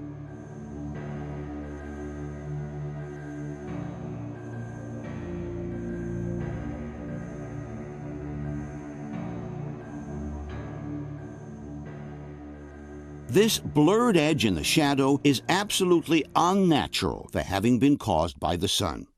Since the sun is millions of miles away, it generates sharp, well-defined shadows on the ground. If you use an artificial light instead, you will get this kind of shadow with soft and blurred edges. Some may suggest that the blurring of the shadow is simply due to a focusing mistake, but this is not the case. If we observe the ground next to the shadow, we will see that it is perfectly in focus, from the closest point to the farthest one. The depth of field here is absolute. This is not a focusing mistake. It's really a kind of light source that generates a blurred shadow on the ground and which therefore cannot be the sun. If you turn this way and look at the edge, what does that tell you? I don't know, but it looks very weird. Could that be the sun? Does the sun cast shadows that soft? No, because you see the shadows here, they are absolutely tough, no? Right. Wow. No, indubbiamente l'ombra dovrebbe essere più netta, visto che il sole è lontano. Più lontana la sorgente luminosa e più l'ombra è netta, cioè non è sbarrata. È stranissimo quest'ombra sbarrata. Più la distanza più la fonte è distante e più le ombre sono nette. L'ombra dovrebbe essere netta, invece è sfumata, quindi questo c'è un velatino sul sole o su... Ma questo è proprio da incompetenti, chi l'ha fatto, perché il sole fa un'ombra netta. Questa sfumatura è eclatante. Quindi è una lampada. Question. Being millions of miles away, the sun casts sharp shadows on the ground. Can you explain why, in these pictures, there is a soft edge all around the astronaut's figure instead? Let's now tackle the most important issue in the entire discussion on the Luna pictures, backlight photography.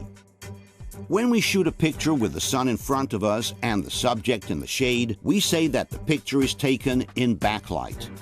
In backlight photography, the subject in the shadow is always darker than the ground directly hit by the sun. Let's use as an example this picture taken in backlight. As one can see, the entire part of the subject in the shadow, the cabin, is much darker than the sand underneath. The reason is simple. The sand gets hit directly by the sunlight, while the cabin is lit only by the reflection of the sand, plus the diffusion caused by the atmosphere.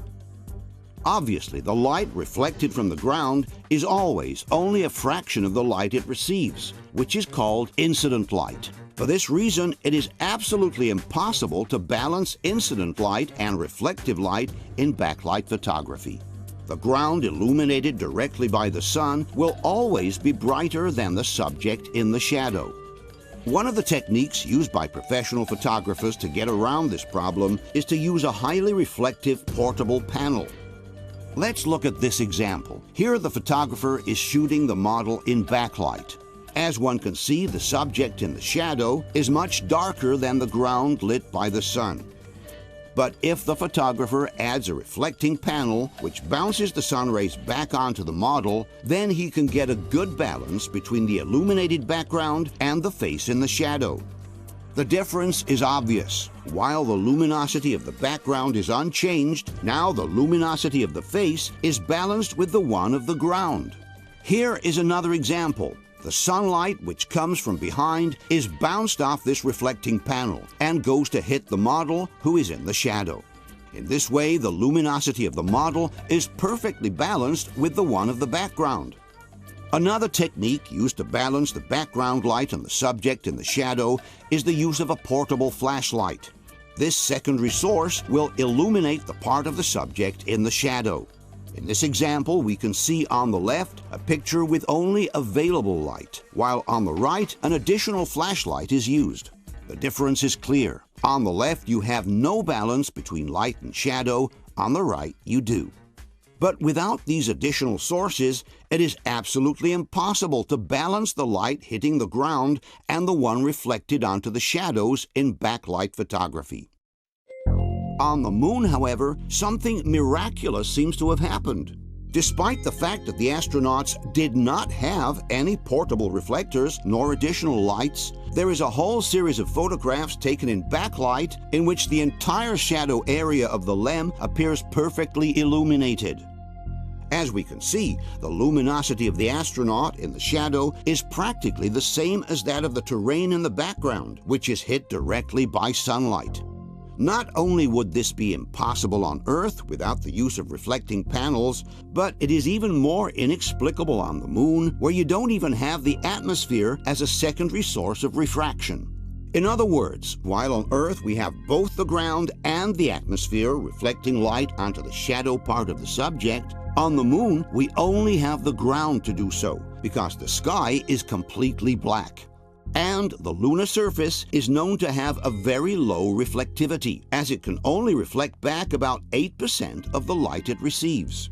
In fact, in this 1964 document, NASA wrote, "There is one characteristic associated with the near vacuum on the lunar surface, which may be extremely important to photography.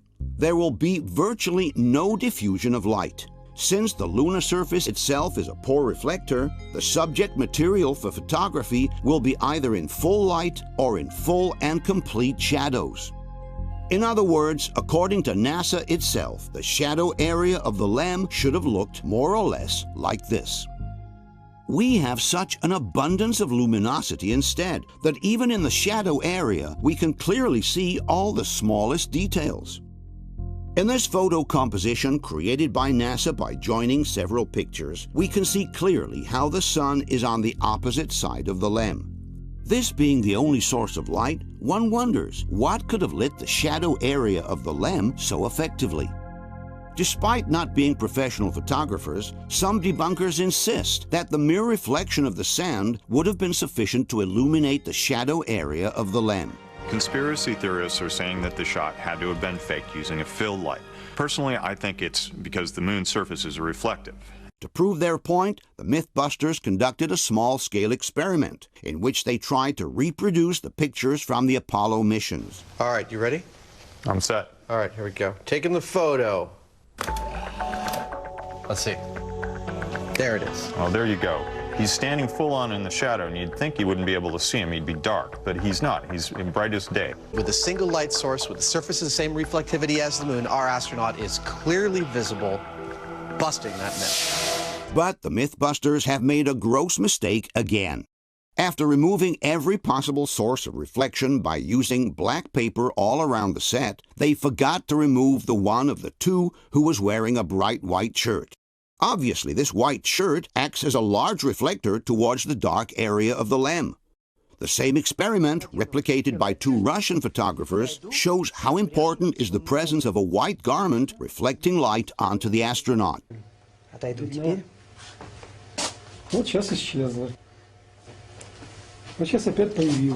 In any case, the problem is not simply to be able to see the astronaut in the shadows. As every photographer knows, all you need to do to see in the shadow is to open up the iris in your lens. The problem here was to balance the luminosity of the shadow area with the one of the ground, illuminated directly by the light source. And if we look more closely at the results, we will see that the Mythbusters were not able to balance the luminosity of the background with the one of the astronaut anyway. As one can see from the direct comparison, the sand illuminated by the sun is darker in the NASA picture and is lighter in the Mythbusters one, while the astronaut is lighter in the NASA picture and darker in the one from the Mythbusters. In other words, there is a much larger difference between light and shadow in the Mythbusters picture than in the NASA picture. Also, from this image from their own set, one can clearly see how the astronaut in the shadow is definitely darker than the terrain illuminated directly by the light source. It's a much different result from what we see in the Apollo pictures. Thus, the Mythbusters, again, have proven the exact opposite of what they intended to prove. That without additional lights, it's not possible to balance the area in the shadow with the area hit directly by the light source, not even using their white shirt as an additional reflector. In any case, the idea that the sand is sufficient to illuminate the shadow area of the LEM can be easily refuted by using the same NASA pictures. All we need to do is to look at other pictures taken with the same source of light, what supposedly is the sun, to realize that the shadow area in these pictures is practically pitch black. If the lunar sand truly had these magical reflecting powers, this part of the rock should more or less have the same luminosity as the terrain in the background. These panels should be almost as visible as the illuminated sand. and this shadow area of the rover would be clearly lit as well. Instead, everything that is not directly illuminated by the sun appears as a deep black shadow. This proves that the sand is not sufficient to brighten up the shadow areas by itself. For this same reason, we can also discard the idea that it was the Earth to illuminate the shadow area of the LEM. If the Earth shine were truly that powerful, all the other shadow areas of the lunar terrain should be illuminated as well. But this is not the case. There is therefore no valid explanation for the practically identical illumination of the area hit directly by the sun and the shadow area of the LEM. In fact, the professional photographers we interviewed believe that in order to achieve such results, large reflecting panels or additional lights placed on the side of the photographer are needed. La tesi, diciamo, del complotto dice: siamo sulla Luna, non c'è nemmeno il cielo, non c'è l'atmosfera a farti da riflesso. Ormai qui è chiaro, cioè, questa luce non corrisponde a questa, diciamo. Esatto. In effetti è vero, non corrisponde. Diciamo, guardandolo attentamente da un punto di vista, diciamo dovrebbe esserci un pannello bianco qua, perché la luce sia così. Cioè questo qui, ma neanche se tu sei in riva al mare, hai un riverbero, hai una cosa che va così, con la luce così protetta, ma questo in effetti è veramente incredibile. Anche qui, guarda che dettaglio c'è qui. Cioè, dove c'è la luce è bene, dove c'è l'ombra non si vede un cazzo, c'è un buco nero. Invece qui avrebbe senso se qua ci fossero tutti dei pannelli di polistirolo, ma grandi però. Così che caspita, cioè. È possibile avere, senza l'atmosfera che fa da riflesso, un controluce con esposizione quasi uguale qui e qui, in luce diretta e luce riflessa? Ci vuole un riflettore, insomma, un controluce così.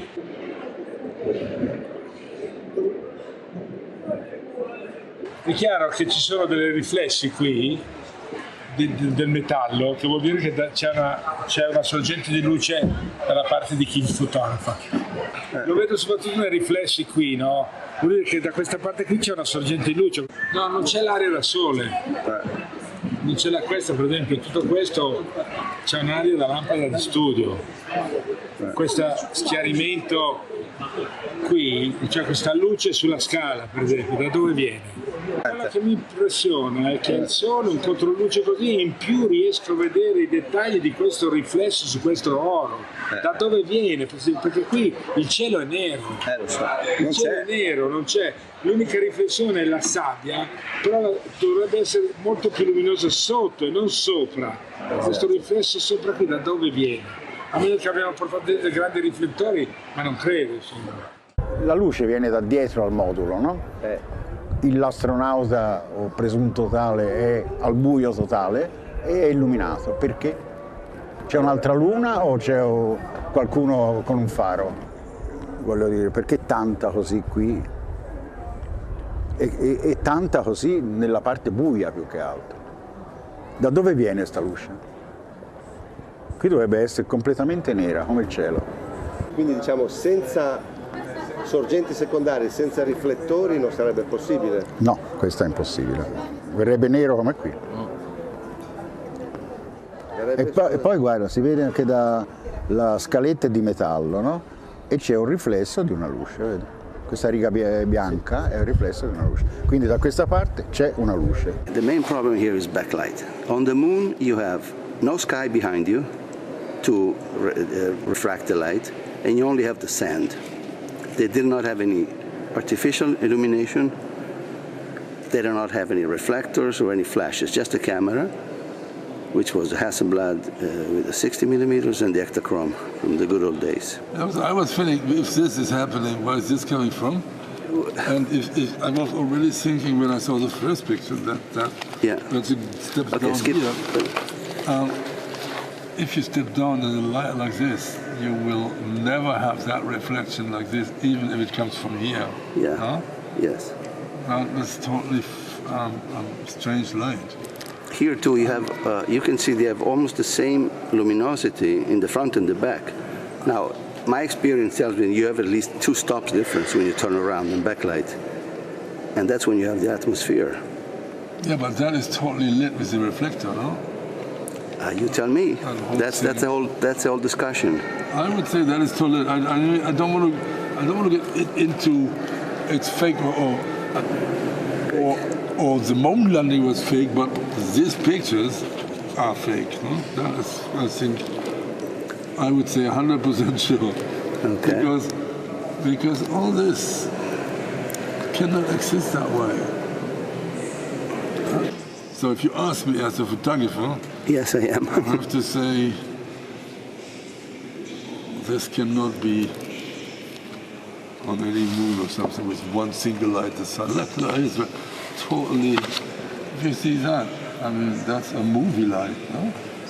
Because you have the source here, that should be all black. If it would not be black, then this would be burned out. Then you get some texture here.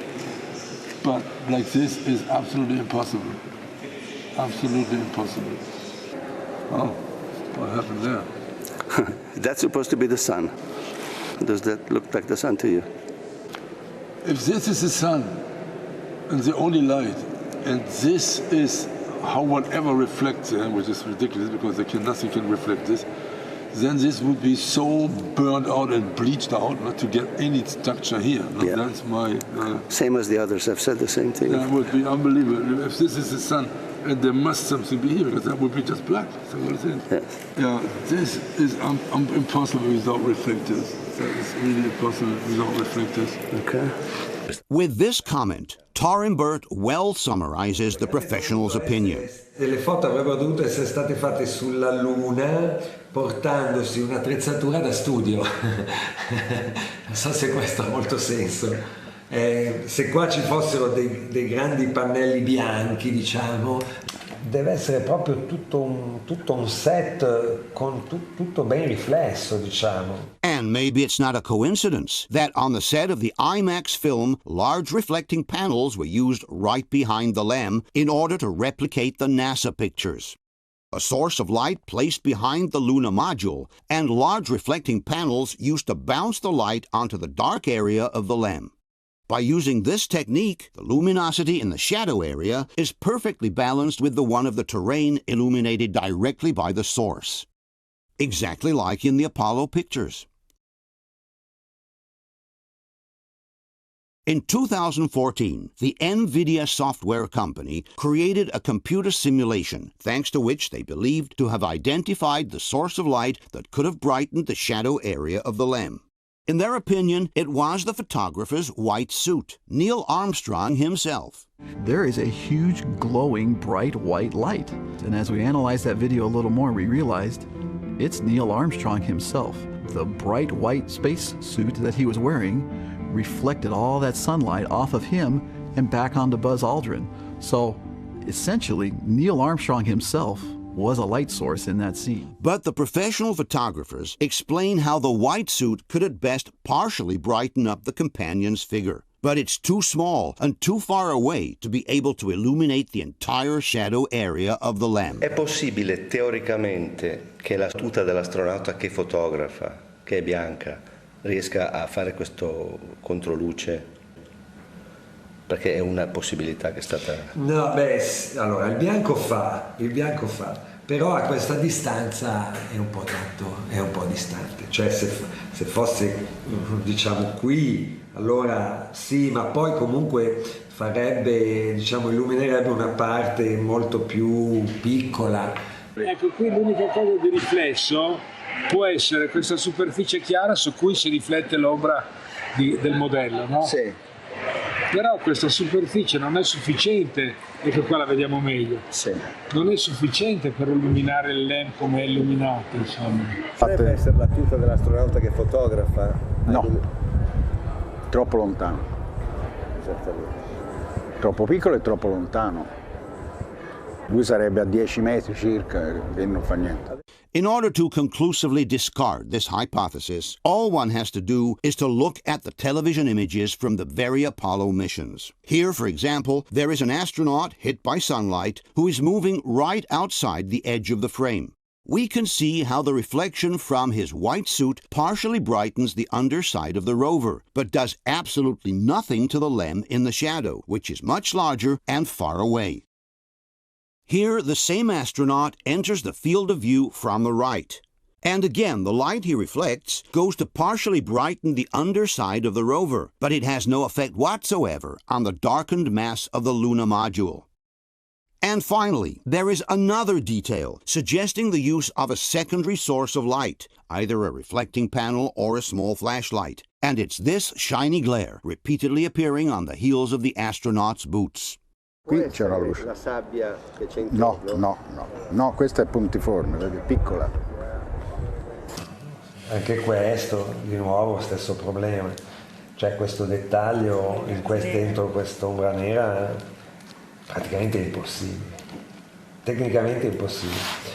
No, appunto, il dettaglio sulle scarpe, il dettaglio sul metallo. Qui, indubbiamente, questa riflessione vuol dire che c'è una sorgente di luce dalla parte di chi fotografa, mentre in realtà il sole è dietro, a questo controluce. Forse è un flash, no? No? Potrebbe. No, se io avessi usato un flash a me veniva così. Sì, appunto, forse un flash, perché no? E c'è un'area da flash, un piccolo flash sulla macchina fotografica. The same here. And it's true, you see them in the shoes, you see the reflectors, no? You do? Can you show me again? Where does this light come from? What in the shoes you have that shine. Here are the shoes. See, that's the shoes here again, see? Right. That's Could that be a flashlight? A flashlight, a reflector, or anything, no? Yeah. Given NASA's statement that since the lunar surface itself is a poor reflector, the subject material for photography will be either in full light or in full and complete shadows, can you explain why the side of the LEM in the shadow is brightly illuminated instead?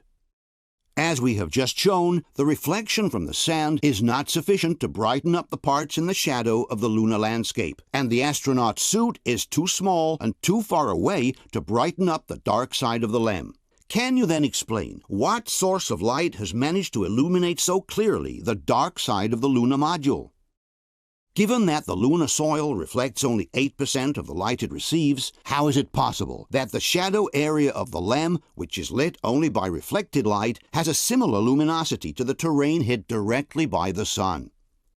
Given that not even the Mythbusters, with their experiment, have managed to balance the reflected light with the one hitting the terrain, can you explain how that could have happened with several of the Apollo pictures?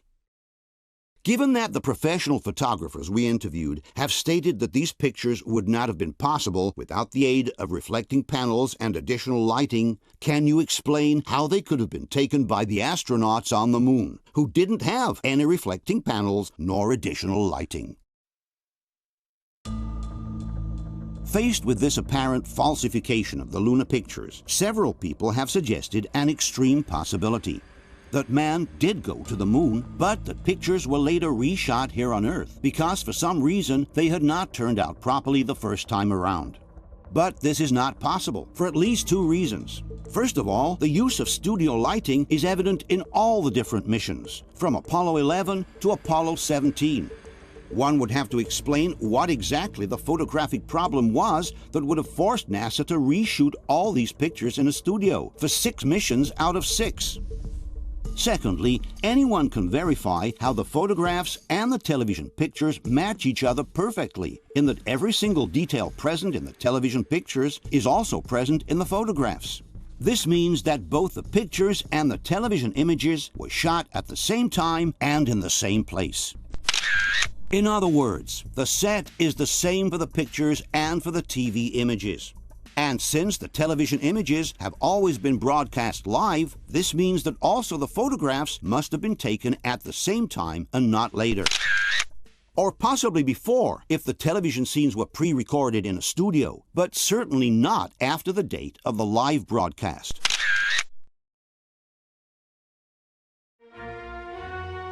At this point, we are left with only one consideration to make.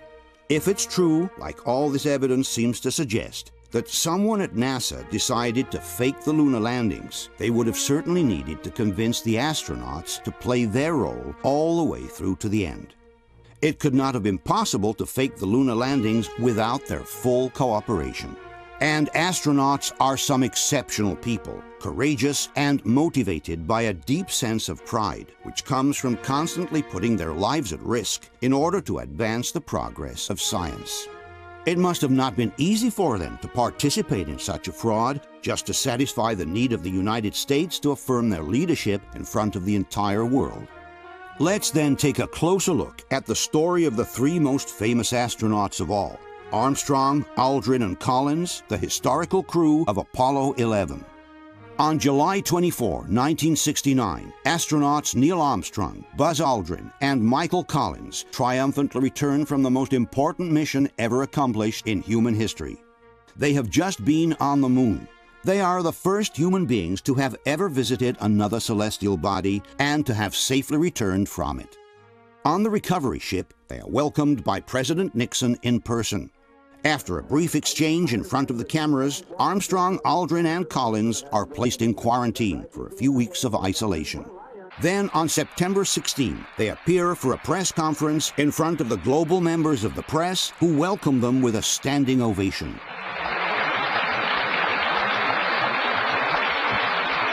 Everyone expects to see three absolute heroes radiating with happiness and pride for their incredible achievement. But their faces appear somber, tense, somehow preoccupied instead. They seem uncomfortable, and there are several truly embarrassing moments during the event. When the three astronauts are asked the meaning of a mission that has brought mankind on another celestial body for the first time, the three don't seem too eager nor too enthusiastic about answering the question. Many of us and many other people in many places have speculated on the meaning of this first landing on another body in space. Would each of you give us your estimate of what is the meaning of this to all of us?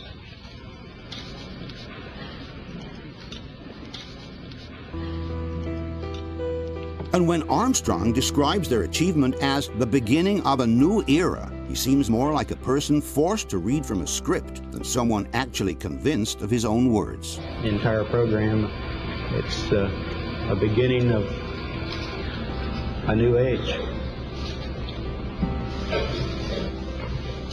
Possibly the most embarrassing moment of all comes when the famous astronomer and journalist Sir Patrick Moore asks the astronauts whether they could see stars from the moon. When you looked up at the sky, could you actually see the stars and the solar corona in spite of the glare? But not one of them, surprisingly, remembers having seen a single star by the naked eye. We were never able to see stars from the lunar surface or on the daylight side of the moon by eye without looking through the optics.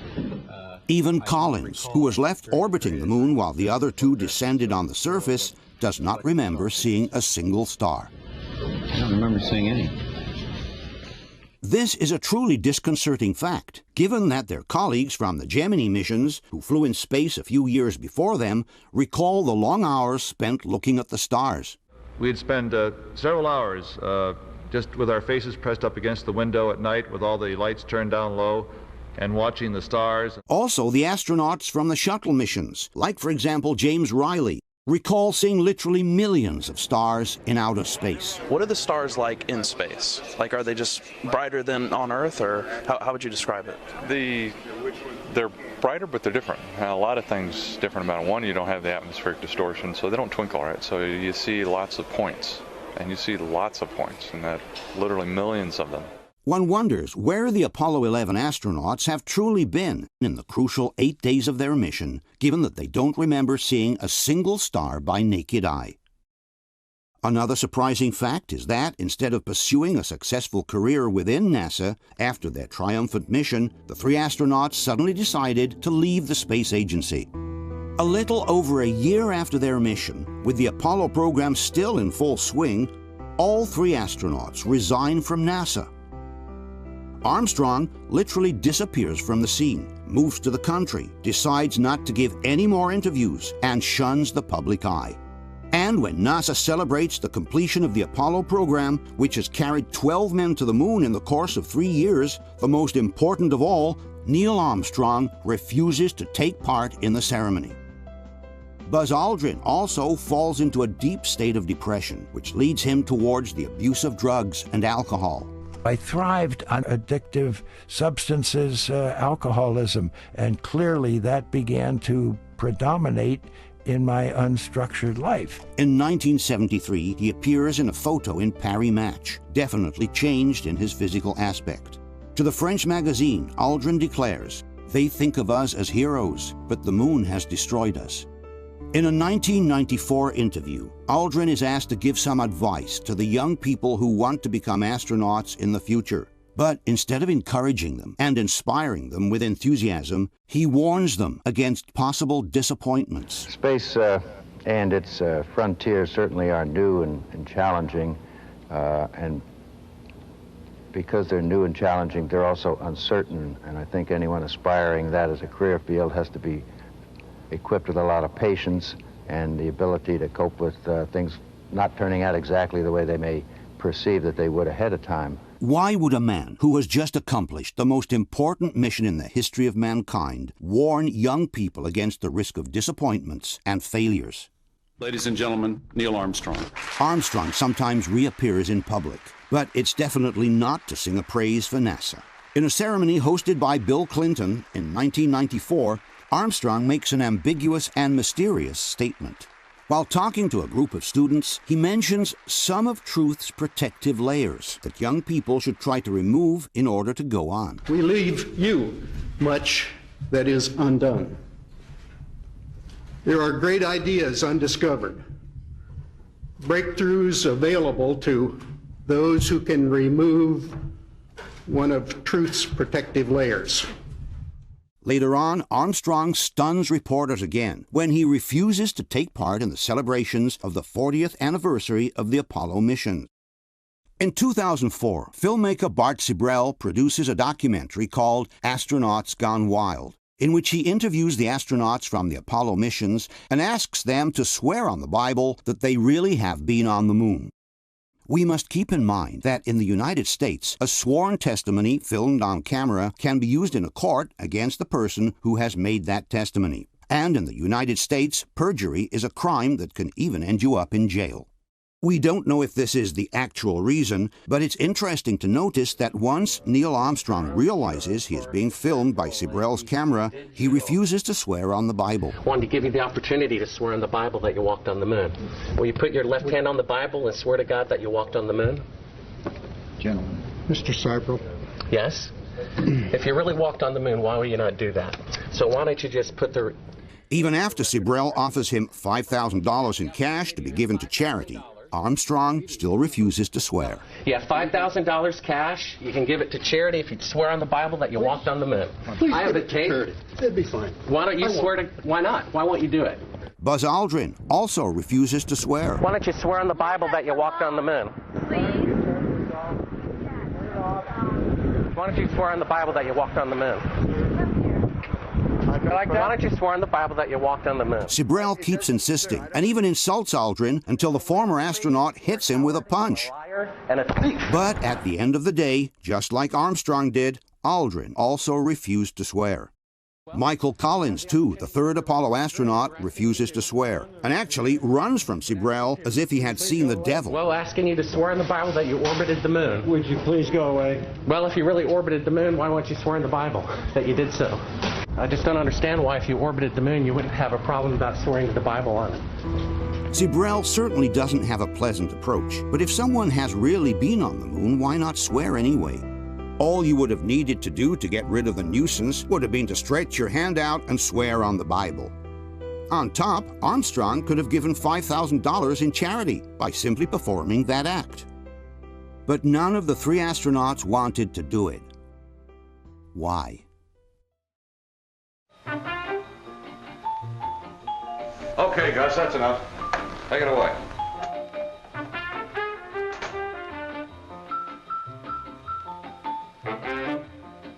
All right, here we go now. Hold it. Come on, smile. That's fine. Hold it. Steady. Hey, wait a minute, where's the moon? Hey, Sully! Okay, boss. Come on, make it snappy. Get in there and steady it. How's that? Okay. All right, here we go again now. Steady, hold it. Come on, Betty, come on, give me a smile. That's right, hold it, hold it. Okay, wrap it up.